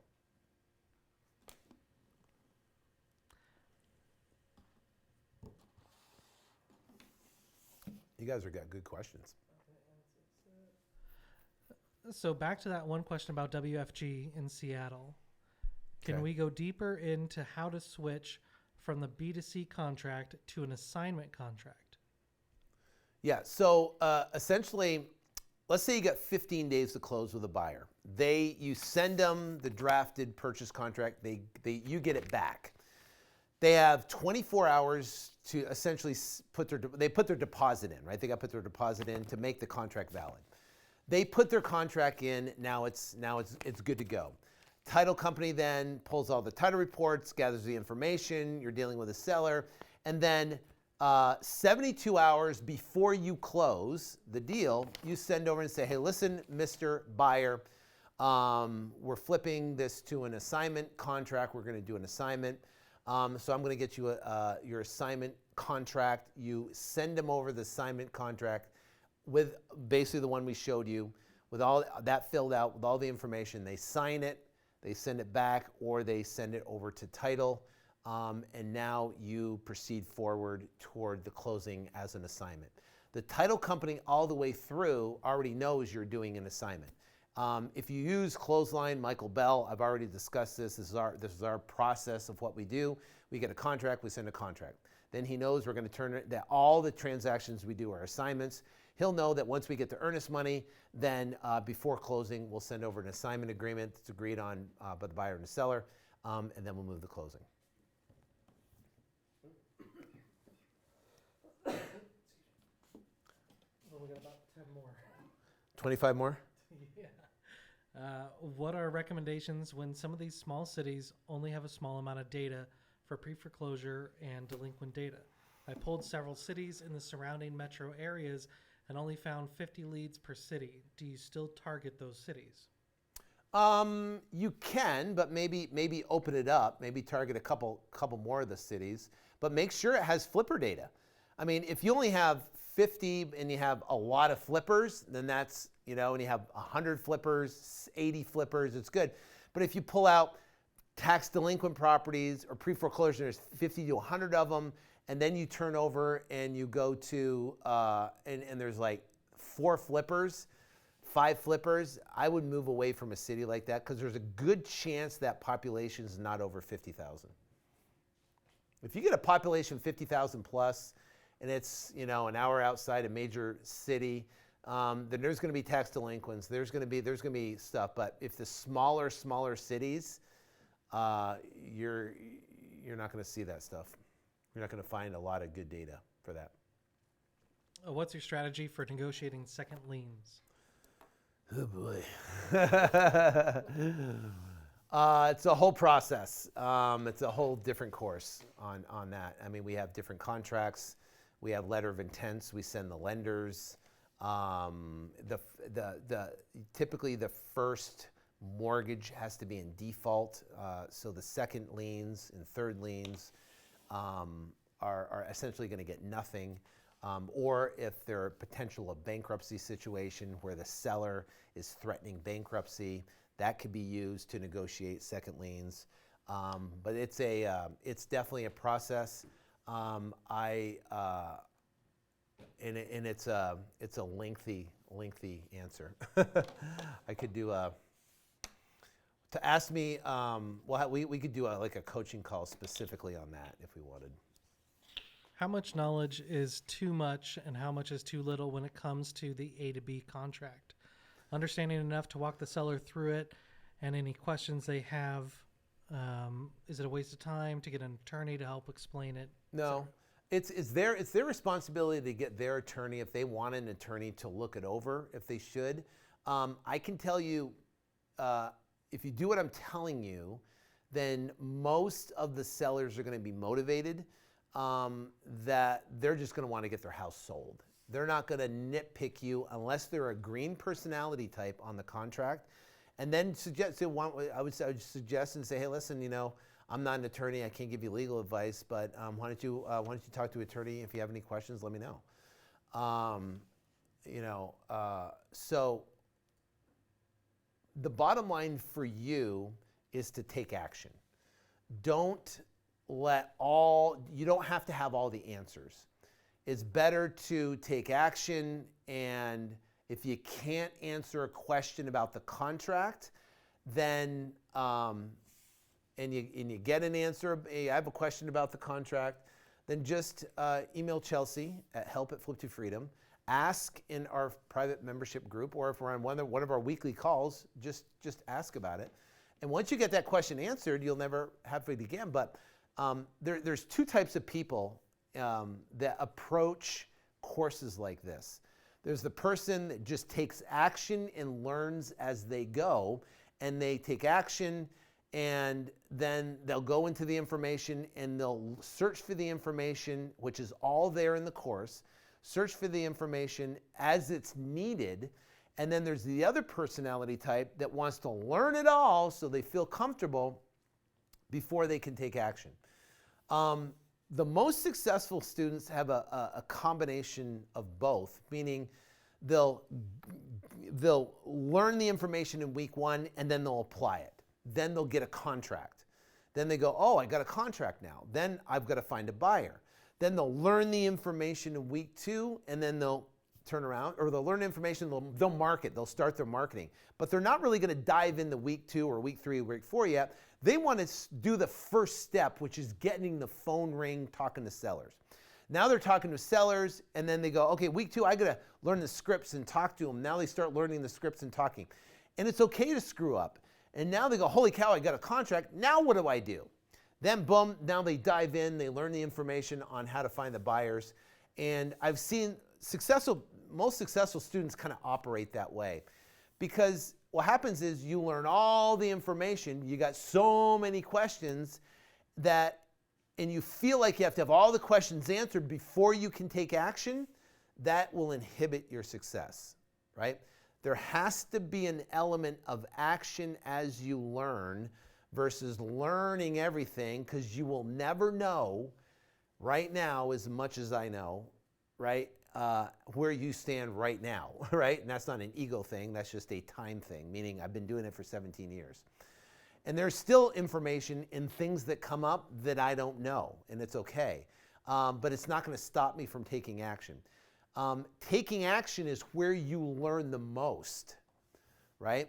I wouldn't learn about DPA. I wouldn't learn about structuring liens. I wouldn't learn about all that stuff yet. And most of the people are asking those questions have never done a deal. And they're going, oh, I want to learn DPA, and how about this, and how about that? And most haven't done a deal. Now, if you've been doing a bunch of deals and you want to add down payment arbitrage into your model and you want to do it on a local basis, go ahead. I think that's great because you're already generating revenue and you're making deals. But most of the questions people ask are brand new. They've never done a deal, and they're going, hey, I need to know this and all this information. And action is more important than knowing everything right now. Sorry. Is there any further, just being straight up, man. I just want you to succeed. Is there any further discount if I'm purchasing more than 3 states of your buyer's list? Should they contact Chelsea? Yeah, I contact Chelsea. I don't know what she's dealing with it. I have no idea. She can ask her. Let's see. Cash flow is always difficult when starting a business like wholesaling. Do you know of any good resources out there where we can attain credit in order to do this full time, or is it best just to keep our regular job and do it part time? Absolutely. Keep your regular, here's my methodology. You keep your regular job, you get your first check. Then you've proven the concept and the process. Then what you do is you focus on getting 1 year's worth of income in the bank by doing this business as a side hustle. So now you're a solopreneur, you're doing it as a side hustle, and you get 1 year. You make $50,000, that's 5 deals at $10,000. I've seen people do it in 2 months, where they've done 5 deals in 2 months. They do 2.5 deals a month or whatever, 2 deals a month, 3 deals a month. They have 5 deals, they got 50 grand in the bank, they quit their job. Now you're not stressed out, freaking out that I've got to make a deal, and you're freaking out, and it's the best way to do it. I went out and I quit my job as soon as I got my first check, and I found myself freaking out that I had no income coming in. I had mouths to feed, my wife to pay, mortgage, I have all this stuff. And it made business very difficult because I was just trying to focus to make money. And so if you do it this way, you've already established a relationship, a cadence of business, doing deals and stuff, and now you can quit the job because you got the money in the bank, you're good, you got marketing money. Now you're going full-time energy into the business. You'll operate at a much higher level, and you'll be able to crank it and take that and double and triple your productivity and what you're doing. Is your A to B contract the same as your B to C contract? Because in the state of Texas, we're required to use a TREC contract. So do we know, do we not have an A to B and B to C? Can we use the TREC for both sides? Well, we're doing deals in the state of Texas, and we don't have to use the TRE contract. And then, let's see. You keep saying week 1 or week 2 in this training course. Did I miss something? Because I thought I'm only on day 3.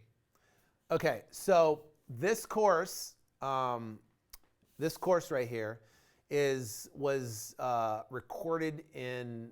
Obviously, I'm here with you right now, but I initially released this course in October of 2019. So the videos you see in there are recorded over October through a weekly basis. This right here is a 5-week implementation, or a 5-day implementation, where I'm going through with you each portion of it and then adding and updating all the contents on the sales page when you purchased. So now each day, I basically took week 1 and we did on Monday, and I went through all week 1 and then updated the content week 1. Week 2 I did on Tuesday, and I took all the information in week 2 we talked about, we went through it, I walked you through it, and then I added new content that we're doing right now in our business. Week 3, or that's today. Week 4 is tomorrow. Tomorrow we're going to talk about AdWords. And in the course, it's in there. You can watch we have all these case studies in the course you can watch, are amazing. Nick Perry's going to be with me on Friday, and we're going to kind of do a case study, and we're going to talk on a Zoom call that we're going to show to you guys live on Friday about what he's doing in his business, and he's doing really well, crushing right now. And he's a good friend of mine, and he does virtual wholesaling exactly like we're talking about. And just to help you guys get some more, he did a lot of content in the October course that we did. But you know what? I'm always trying to update the courses and make them better. We also sold that course in August, September, October for $997. This course, obviously, we did a 50% coupon because of COVID-19, because I believe it's the most important thing that you could be doing right now as a real estate or learning real estate investing during this whole lockdown. You have to social distance. You can't go out, you can go to whatever. Why not learn this, apply this, take action this, start talking to sellers, doing deals, marketing during this we're doing it right now. And I think we got 3 contracts today. I got another notice of another contract we got today. While we're doing this, I got contracts coming in right now. We got contracts selling. I'm looking in Smarter Contract right now. We've got showings that are happening, deals that are going on, which is cool. And I'm talking to you guys, right? My team's actually going out there and getting contracts, selling properties, making money.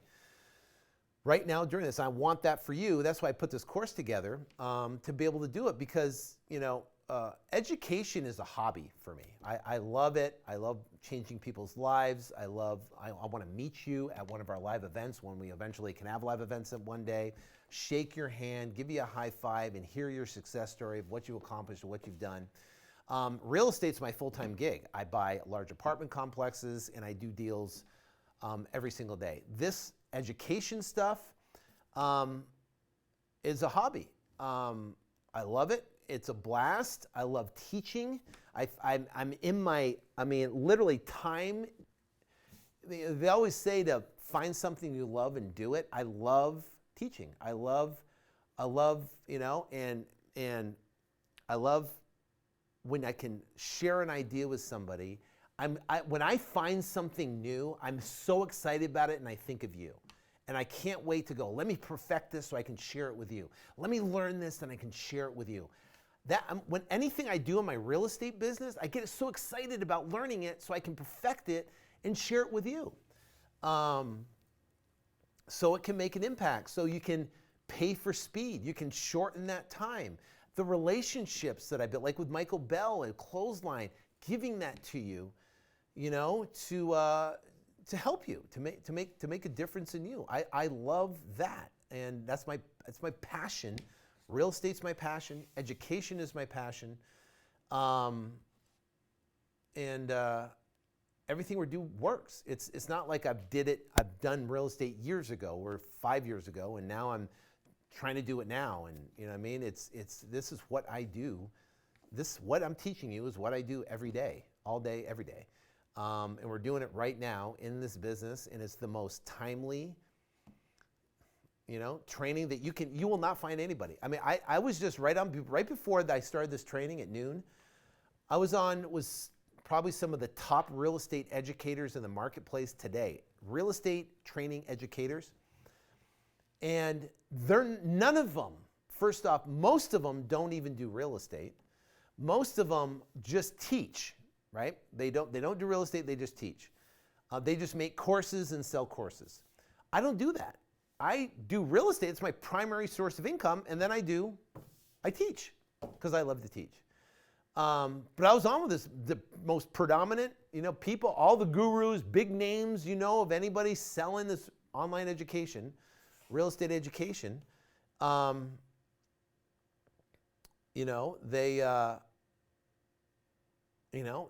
one's teaching this of what we're doing right now. No one's doing what we're doing right now, except a handful. Like Nick Perry is a previous student of mine,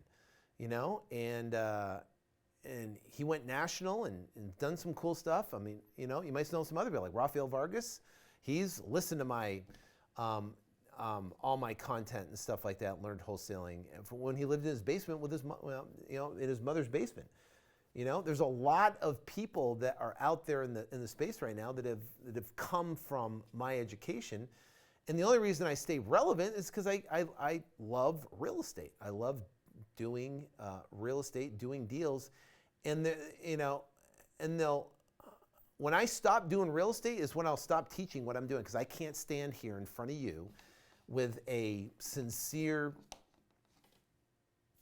in my heart and teach you something that I'm not doing. I can't do it.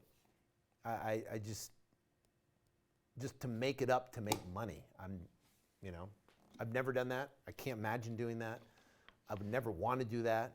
That's why I get on coaching calls every 2 weeks, so I can be part of it. I go live. Follow me on Instagram. Make sure you guys follow me on Instagram. I go Flip to Freedom on Instagram. I go live on Instagram probably 2-3 times a week.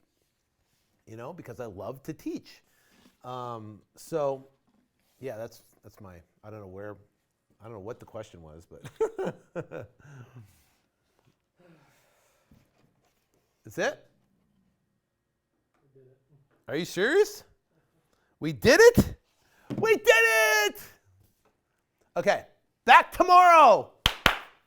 I'm excited. Right, we went from 3 hours and 11 minutes straight.